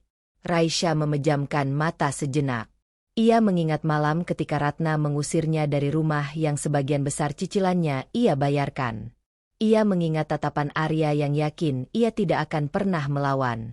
Ia mengingat dirinya sendiri yang berdiri di trotoar dengan koper, tanpa satupun ucapan terima kasih. Namun ia juga mengingat siapa dirinya sebelum semua itu. Ia bukan penghancur. Ia perancang strategi. "Aku tidak mau terlihat seperti dendam," katanya akhirnya. Hendra tidak tersenyum. "Motivasi tidak mengubah dampak. Hanya kamu yang tahu alasanmu." Kalimat itu menghantam lebih dalam daripada tuduhan apapun. Raisya membuka laptopnya kembali. Di layar, kontrak distribusi dengan perusahaan keluarga Arya masih aktif. Namun ada klausul evaluasi performa yang bisa ia aktifkan kapan saja. Hanya butuh satu surat resmi. Satu langkah prosedural. Tidak ilegal. Tidak emosional. Tapi cukup untuk membuat arus kas mereka tersendat di saat yang paling genting. Tangannya melayang di atas keyboard. Jika ia kirim hari ini, efeknya akan terasa dalam hitungan minggu, tepat ketika Arya sedang menunggu pencairan dana yang tak kunjung pasti. Ia menarik napas panjang. Membiarkan kehancuran terjadi alami berarti menunggu. Mempercepatnya berarti mengambil peran aktif dalam kejatuhan seseorang yang pernah ia cintai. Kursor berkedip di layar. Raisya mulai mengetik. Bukan surat pembatalan. Bukan juga peringatan. Melainkan permintaan audit internal tambahan terhadap performa distribusi perusahaan keluarga Arya. Proses yang sah, tapi akan menahan sebagian suplai sampai evaluasi selesai. Ia berhenti sebelum menekan kirim. Ini bukan serangan langsung. Ini langkah kecil. Berisiko. Dan tidak bisa ditarik kembali tanpa konsekuensi pada reputasinya sendiri. Dengan detak jantung yang kini stabil, Raisya menatap tombol itu. Lalu perlahan, ia menekannya. Bunyi notifikasi email terkirim itu terasa lebih sunyi daripada yang Raisya bayangkan. Tidak ada ledakan. Tidak ada gemuruh kemenangan.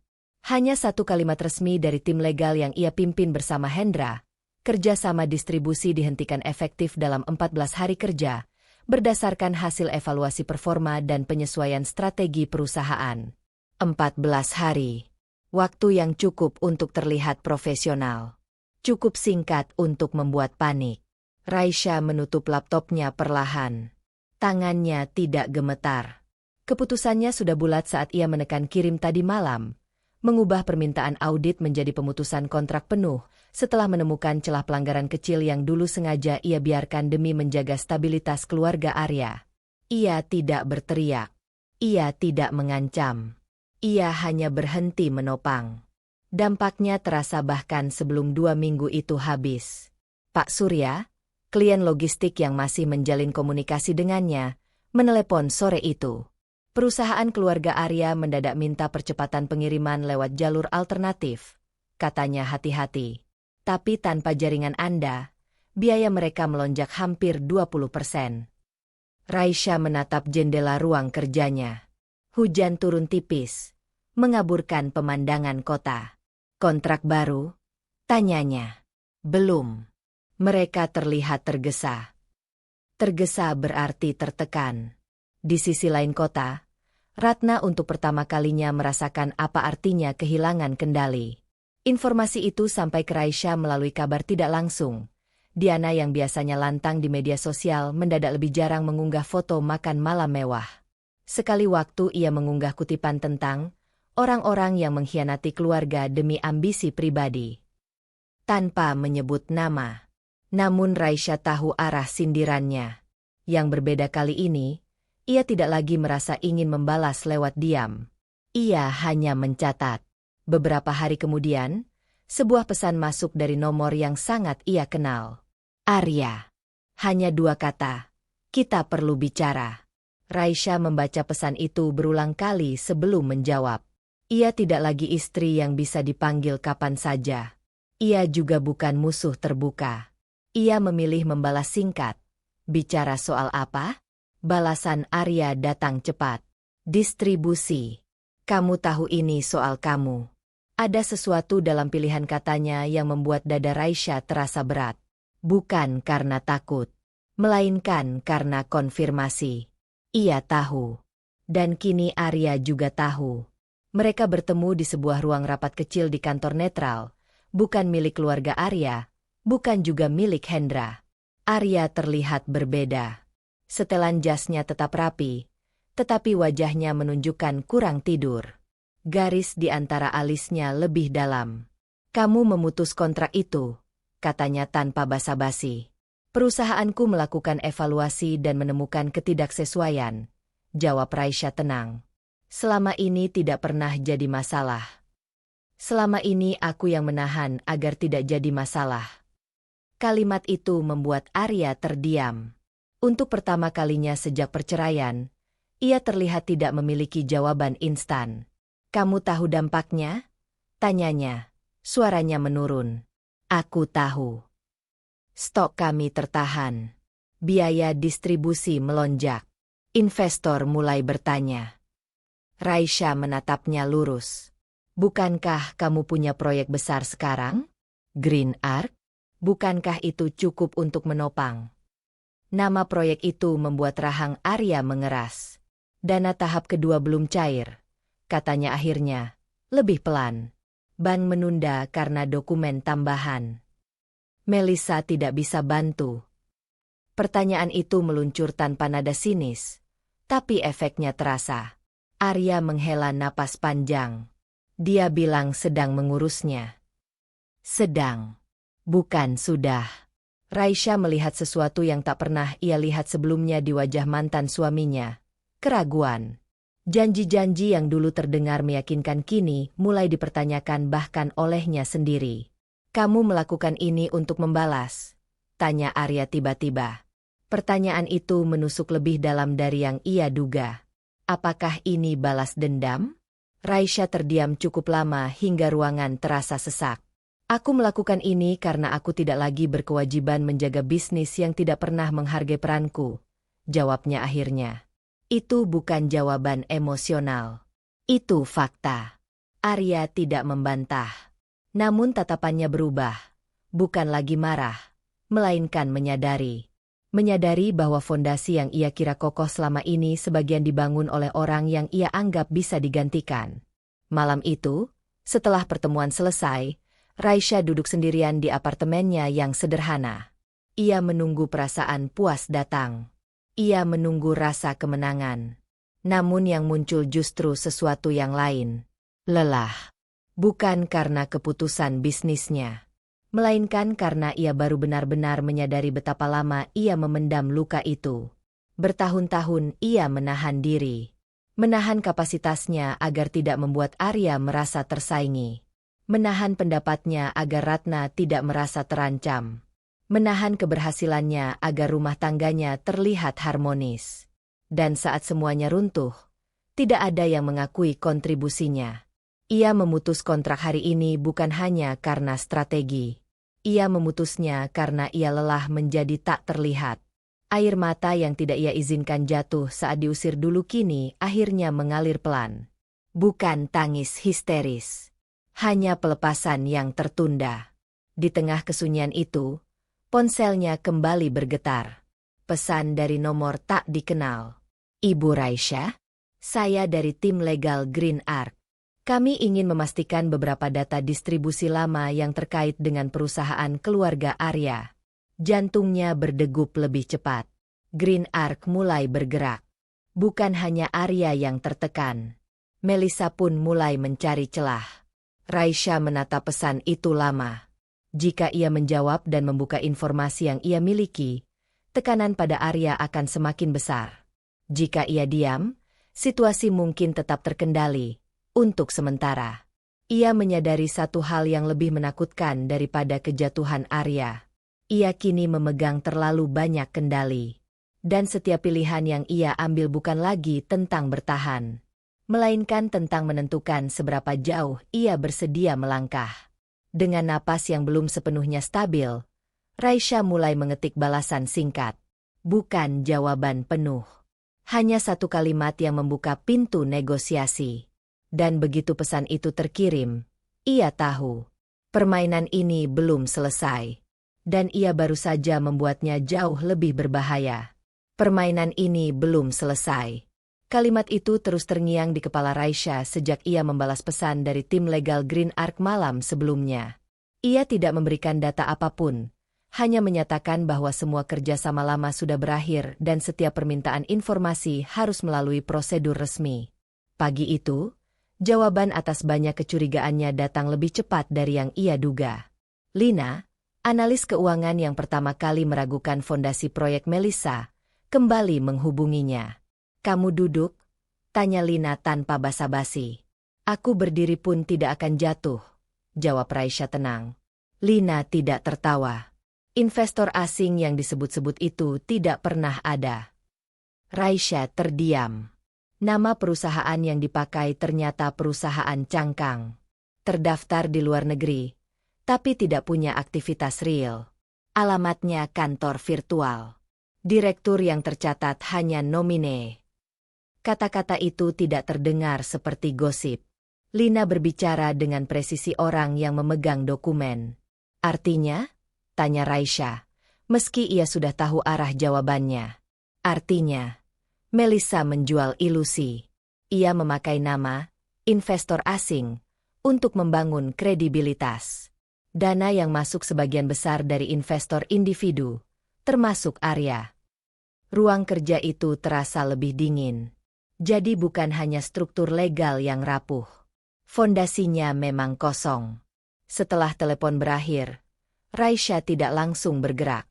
Ia duduk memandangi layar laptopnya yang menampilkan grafik distribusi perusahaan barunya bersama Hendra.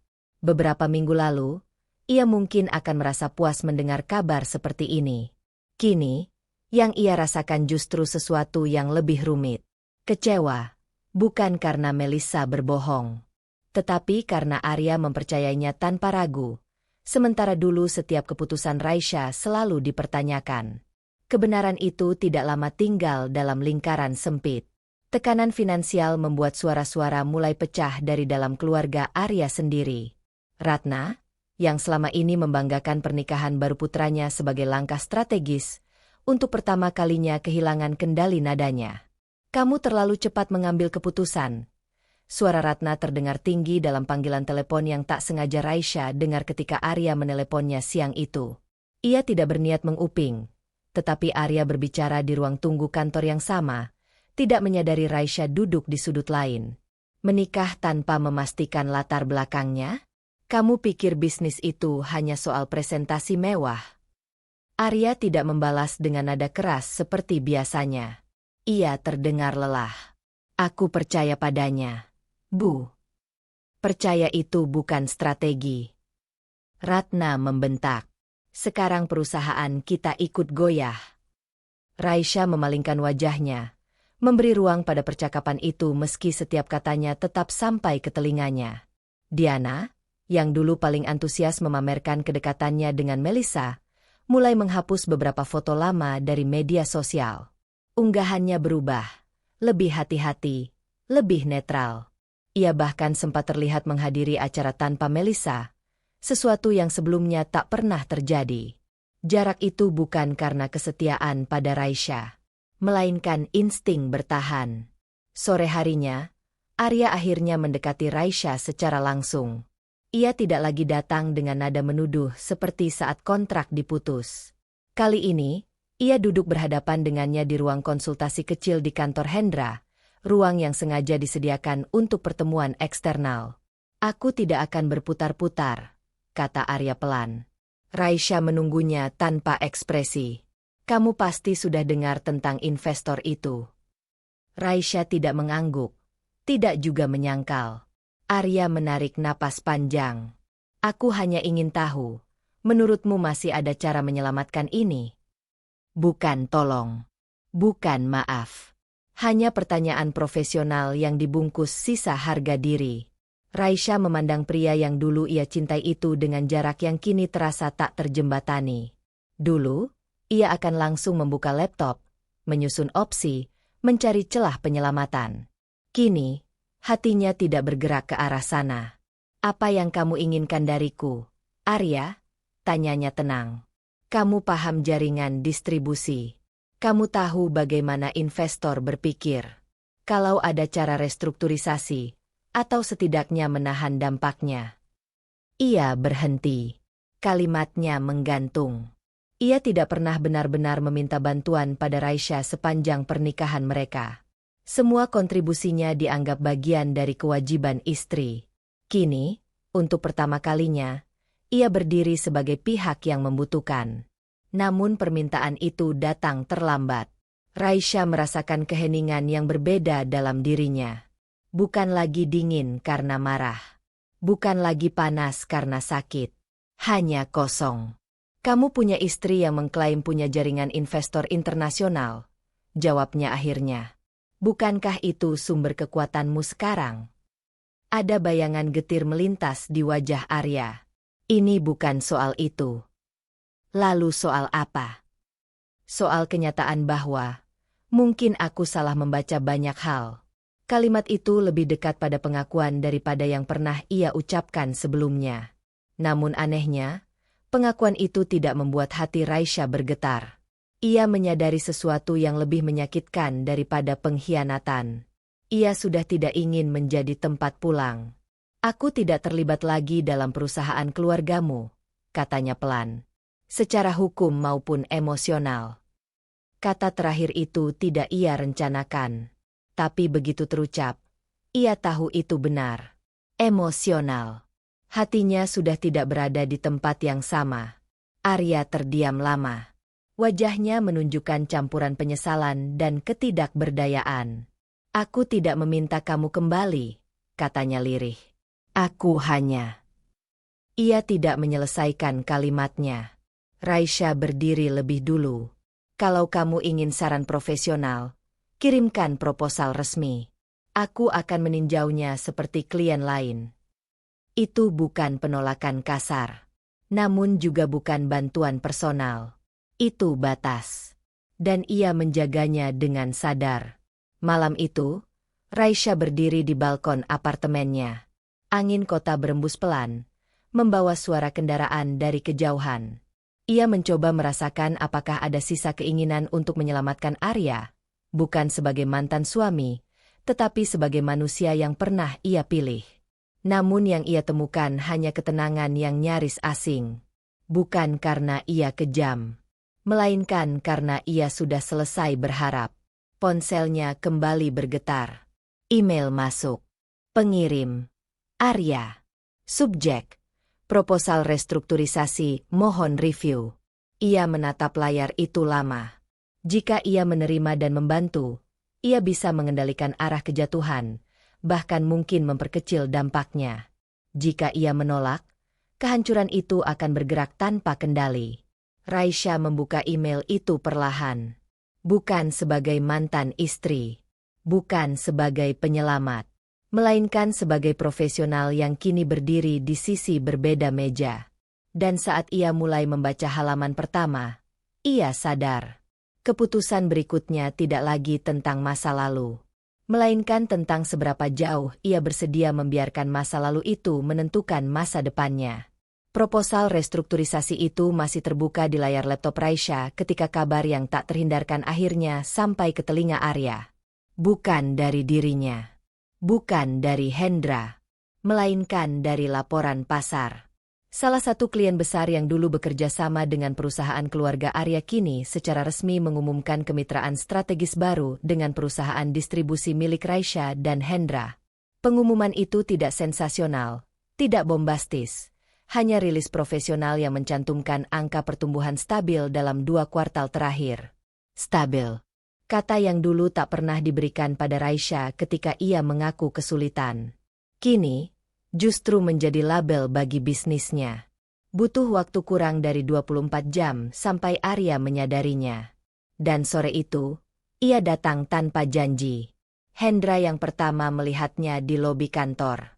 Arya berdiri dengan rahang tegang, jasnya sedikit kusut, tatapan matanya tidak lagi penuh percaya diri seperti beberapa bulan lalu. Aku ingin bertemu Raisya, katanya singkat. Hendra tidak menunjukkan sikap bermusuhan. Ia hanya menatapnya dengan ukuran profesional. Dia sedang rapat. Tapi aku akan tanyakan apakah dia bersedia. Kata bersedia terdengar seperti penegasan posisi.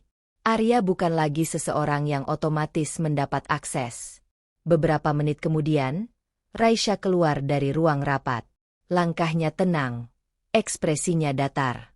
Ia tidak terkejut melihat Arya. Seolah ia sudah tahu momen ini akan datang. Mau bicara di dalam atau di sini? Tanyanya singkat. Di dalam, jawab Arya cepat. Pintu ruang konsultasi tertutup. Tidak ada lagi saksi. Hanya 2 orang yang pernah berbagi rumah.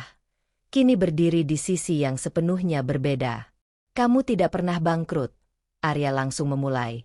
Suaranya tertahan tapi bergetar. Semua itu sandiwara. Raisya menatapnya tanpa berkedip. Aku tidak pernah menyatakan perusahaanku tutup. Aku hanya bilang sedang merugi. Kamu biarkan aku percaya kamu jatuh. Aku memang jatuh, jawabnya pelan. Secara pribadi. Arya menggeleng. Emosinya naik.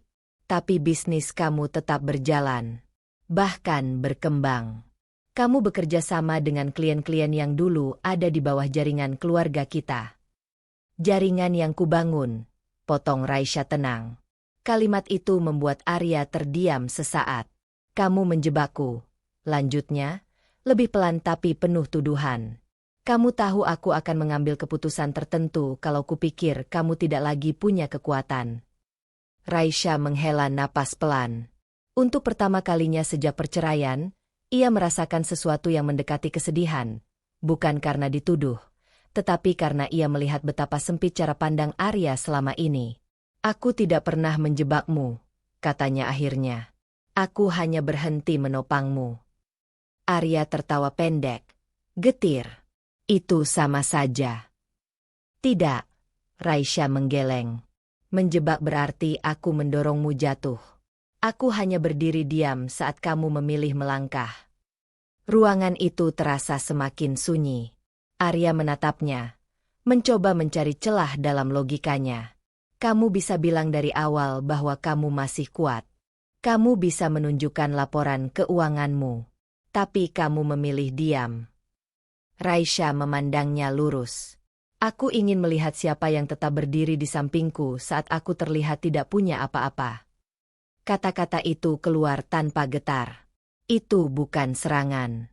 Itu pengakuan. Arya membuka mulut, lalu menutupnya lagi. Bayangan-bayangan beberapa bulan lalu melintas di wajahnya.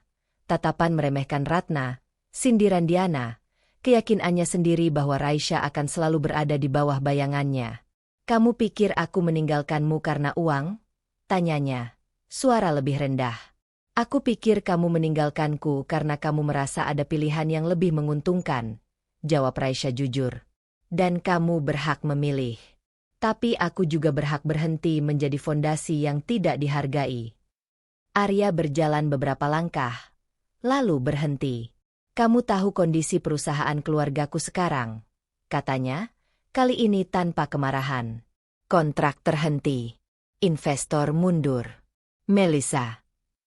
Ia menggantung kalimatnya. Raisya tidak menyelamatkannya dengan pertanyaan.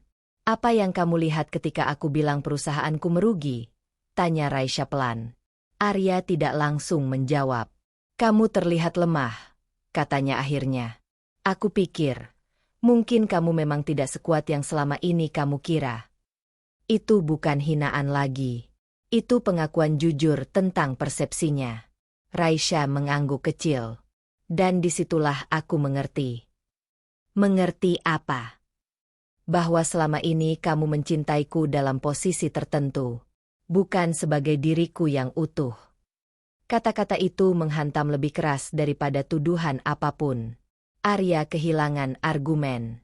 Ia mencoba menyusun pembelaan tentang tekanan keluarga, tentang ambisi, tentang peluang yang datang lewat Melissa.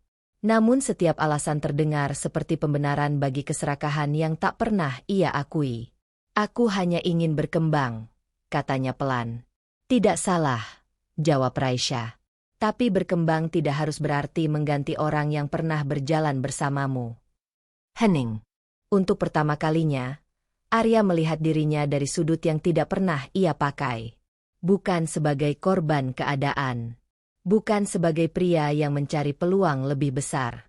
Melainkan sebagai seseorang yang terlalu cepat menukar kesetiaan dengan janji keuntungan. Dan yang lebih menyakitkan, ia baru menyadarinya ketika keuntungan itu ternyata kosong. Apa kamu menikmati ini? Tanyanya lirih. Pertanyaan itu membuat Raisya berhenti sejenak. Ia mencari dalam dirinya. Menikmati? Tidak.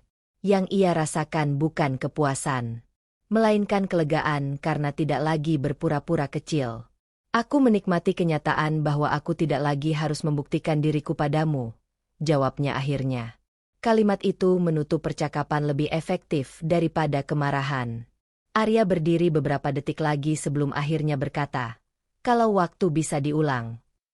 Raisya tersenyum tipis. Waktu tidak pernah meminta izin pada kita. Ia berjalan ke pintu dan membukanya. Isyarat halus bahwa pertemuan selesai. Arya keluar tanpa berkata apa-apa lagi.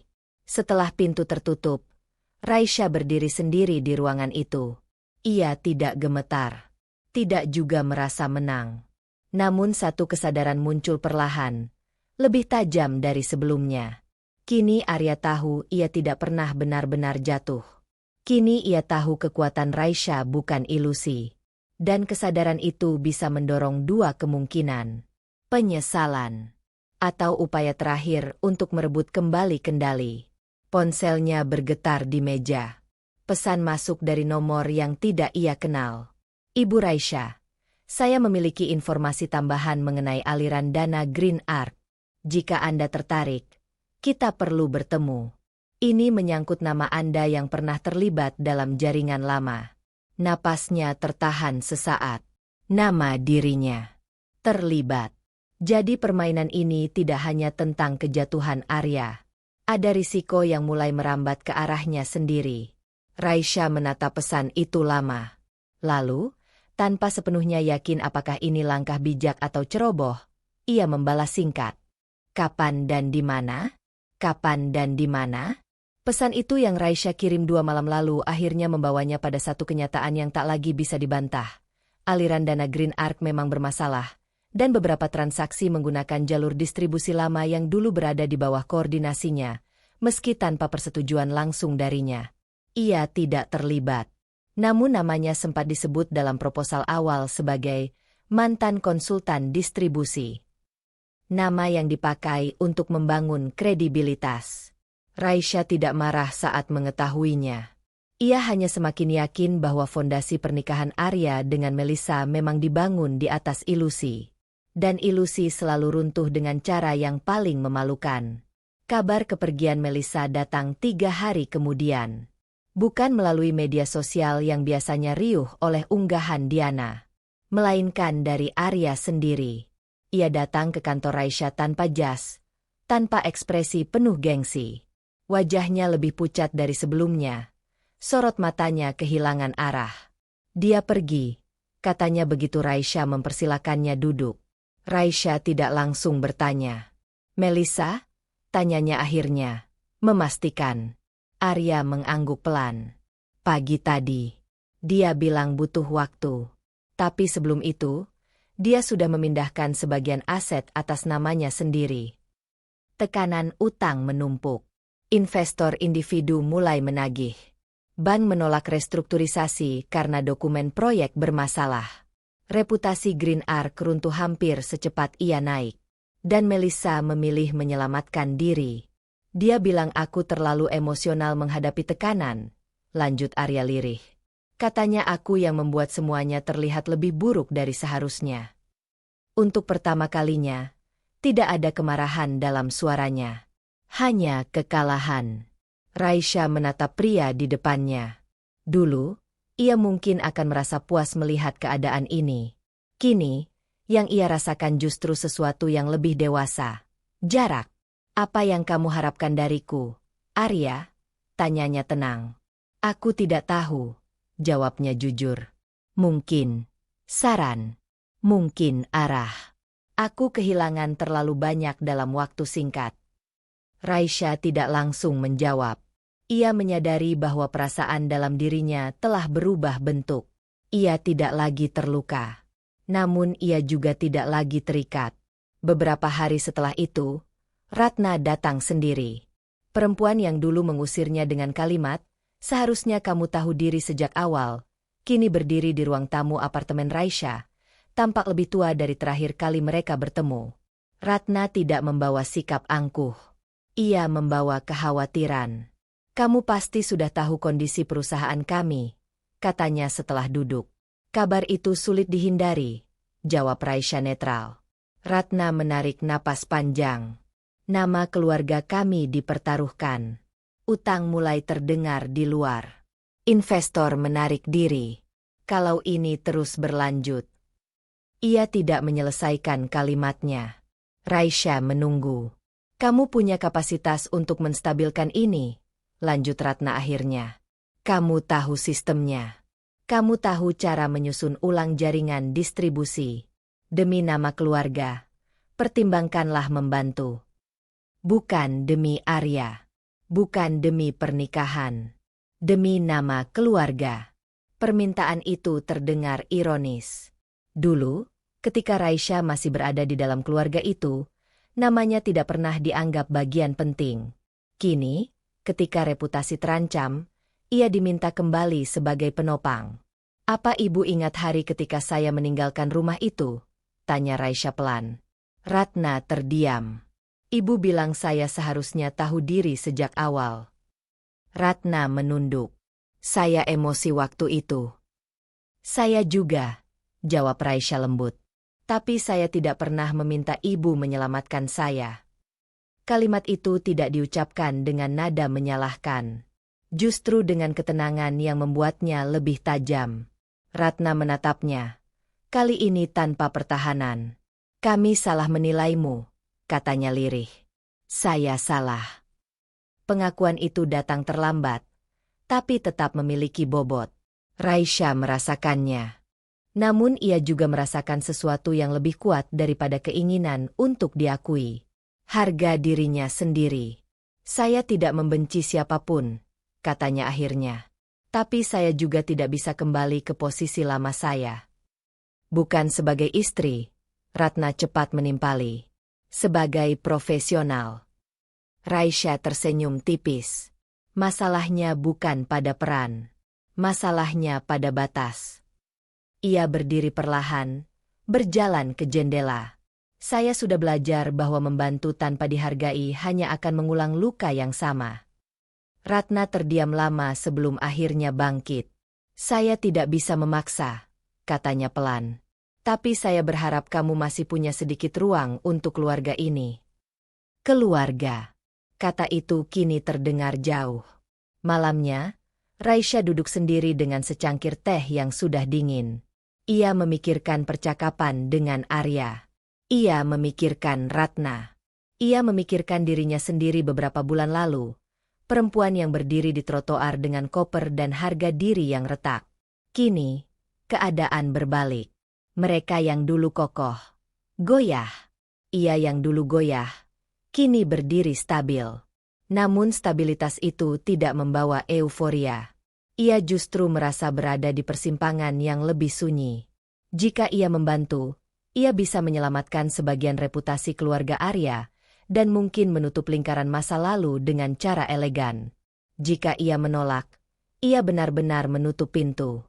Bukan karena dendam, melainkan karena memilih dirinya sendiri.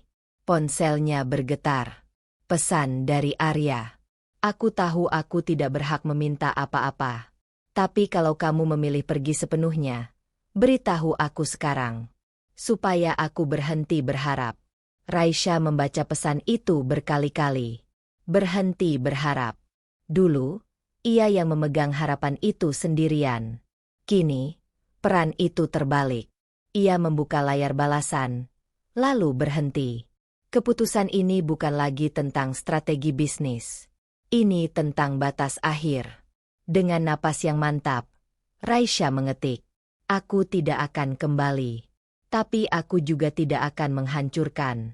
Uruslah konsekuensimu sendiri. Aku sedang membangun hidupku." Ia menatap kalimat itu lama sebelum menekan kirim. Begitu pesan terkirim, ia merasakan sesuatu yang berbeda dari kemenangan. Bukan kepuasan. Bukan pembalasan. Melainkan pelepasan. Namun di dalam pelepasan itu, ada tekanan baru yang perlahan muncul. Jika keluarga Arya benar-benar runtuh tanpa penopangnya, apakah ia siap menghadapi kemungkinan bahwa namanya tetap akan terseret dalam cerita mereka? Dan untuk pertama kalinya, Raisya menyadari, menutup pintu masa lalu bukan berarti masa lalu berhenti mengetuk. Pintu ruang kerja itu tertutup pelan, tetapi gema percakapannya dengan Raisya di episode sebelumnya masih memukul-mukul kepala Arya. Ia berdiri lama di parkiran gedung perusahaan yang dulu hampir ia kuasai sepenuhnya lewat pernikahan. Udara sore terasa berat. Untuk pertama kalinya, ia tidak tahu harus menyalahkan siapa. Ia sudah mencoba menuduh. Ia sudah mencoba marah. Namun ketenangan Raisya kemarin mematahkan semua tudingannya. Dan pagi ini, pukulan terakhir datang. Ruang rapat kantor keluarga Arya tidak lagi ramai. Kursi-kursi kosong.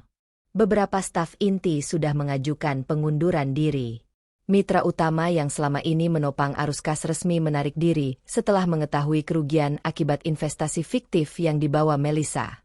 Ratna duduk di ujung meja. Wajahnya pucat. Ia bukan lagi ibu yang dominan seperti dulu. Ia tampak lebih tua dalam semalam. Bank tidak mau restrukturisasi lagi, ucapnya pelan. Aset kita sudah diagunkan semua. Arya menatap laporan di tangannya. Angka-angka merah itu bukan sekadar kerugian. Itu adalah keputusan-keputusannya sendiri. Investasi besar tanpa verifikasi. Penarikan dana mendadak dari proyek lama demi mengejar janji keuntungan cepat. Dan Melissa, ia sudah pergi 2 hari lalu. Meninggalkan apartemen dengan alasan tak sanggup menghadapi tekanan. Tidak ada lagi nada manja atau pembelaan. Hanya pesan singkat. Aku tidak mau ikut tenggelam. Aneh, Arya tidak lagi marah padanya. Ia justru merasa kosong. Ini salahmu karena terlalu cepat menikah. Ratna tiba-tiba bersuara. Nadanya campuran kecewa dan putus asa. Kau memilih perempuan itu saat Raisya masih. Ratna berhenti sendiri. Nama itu kini seperti cermin yang menyakitkan. Dulu, ia yang mendorong Arya mencari pasangan yang lebih menguntungkan. Ia yang memuji investor asing palsu yang dibawa Melissa. Ia yang meremehkan kestabilan bisnis Raisya. Kini semua berbalik arah. Arya menutup laporan itu perlahan. Bukan karena menikah cepat, Bu, katanya lirih. Karena saya serakah. Kalimat itu keluar tanpa ia rencanakan. Ratna menatapnya. Terdiam. Untuk pertama kalinya, Arya tidak membela diri. Sore harinya, Arya mendatangi kantor Raisya lagi, bukan dengan kemarahan, bukan dengan tuduhan. Gedung itu terasa berbeda sekarang. Logo perusahaan terpampang jelas. Karyawan keluar masuk dengan ritme teratur. Tidak ada tanda-tanda kebangkrutan yang dulu ia percaya mentah-mentah. Ia diterima di ruang kerja Raisya tanpa drama. Raisya duduk di belakang meja, rapi dan tenang. Tidak ada kebencian di wajahnya, tapi juga tidak ada sisa kehangatan. Kamu datang lagi, katanya datar. Arya mengangguk. Kali ini ia tidak langsung bicara. Ia memperhatikan ruangan itu, sertifikat kerjasama baru di dinding, laporan ekspansi cabang di meja samping. Semua stabil. Semua nyata. Aku baru tahu, katanya akhirnya, bisnismu tidak pernah bangkrut. Raisya tidak tersenyum. Aku tidak pernah bilang bangkrut. Aku hanya tidak membantah ketika kalian menganggap aku jatuh. Kalimat itu tidak lagi terasa seperti sindiran. Itu fakta. Arya menarik napas panjang. Perusahaanku sudah selesai. Tidak ada dramatisasi dalam suaranya. Hanya pengakuan. Raisya menatapnya beberapa detik. Aku tahu. Tentu saja ia tahu. Dunia bisnis saling terhubung. Kabar runtuhnya perusahaan keluarga Arya sudah beredar. Aku tidak datang untuk menyalahkanmu, Arya melanjutkan. Dan bukan untuk meminta uang. Raisya tetap diam, menunggu. Aku datang karena akhirnya aku mengerti sesuatu. Tangannya mengepal di atas lutut, bukan karena marah, melainkan karena malu. Aku pikir aku mencintaimu dulu, tapi ternyata aku mencintai kenyamanan yang kamu berikan. Stabilitas, jaringan, reputasi. Ketika aku mengira semua itu hilang, aku pergi. Ketika ada tawaran yang terlihat lebih menguntungkan, aku memilihnya. Suasana ruangan menjadi sunyi, tetapi bukan sunyi yang canggung. Sunyi yang jujur. Aku tidak pernah benar-benar melihat kamu sebagai pribadi, lanjut Arya, suaranya serak. Aku melihat apa yang bisa kamu tambahkan ke hidupku. Itu pengakuan paling telanjang yang pernah ia ucapkan. Raisya tidak langsung merespons. Ia menunduk sebentar, seolah memastikan hatinya tidak lagi terguncang oleh kalimat seperti itu. Aku sudah tahu sejak lama, jawabnya pelan. Aku hanya butuh waktu untuk berhenti menyalahkan diriku sendiri. Arya menatapnya, dan untuk pertama kalinya ia melihat bukan peluang, bukan keuntungan, melainkan perempuan yang bertahan sendirian ketika semua orang meragukannya. Dan ia sadar, kehilangan ini bukan karena Raisya menjebak. Bukan karena Melissa menipu. Bukan karena Ratna menekan. Ia sendiri yang memilih jalan pintas. Beberapa minggu kemudian, papan nama perusahaan keluarga Arya resmi diturunkan. Kantor dikosongkan. Aset dilelang untuk menutup utang. Ratna memilih pindah ke rumah lebih kecil. Wajahnya tidak lagi keras. Hanya letih. Ia tidak lagi menyalahkan siapapun dengan lantang. Realitas sudah cukup keras tanpa perlu kambing hitam. Arya menerima pekerjaan sebagai konsultan lepas di perusahaan lain, jauh dari posisi direktur yang dulu ia banggakan.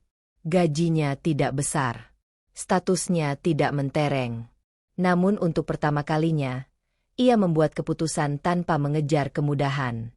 Di sisi lain kota, Raisya berdiri di ruang presentasi perusahaan yang kini ia kelola sepenuhnya. Timnya menyimak strategi ekspansi baru yang ia susun. Ia tidak membangun bisnisnya di atas dendam. Ia membangunnya di atas pelajaran. Diana, yang dulu sempat menjaga jarak karena terpengaruh gosip Melissa, kini menjadi salah satu manajer paling setia. Hubungan mereka dipulihkan bukan karena masa lalu dihapus, tetapi karena keduanya belajar. Setelah rapat selesai, Raisya berdiri sendiri di dekat jendela. Ia tidak merasa menang. Ia merasa utuh. Ia tidak menghancurkan Arya dengan amarah. Ia tidak menyeret Melissa ke pengadilan demi kepuasan. Ia hanya berhenti menopang orang-orang yang menganggapnya alat.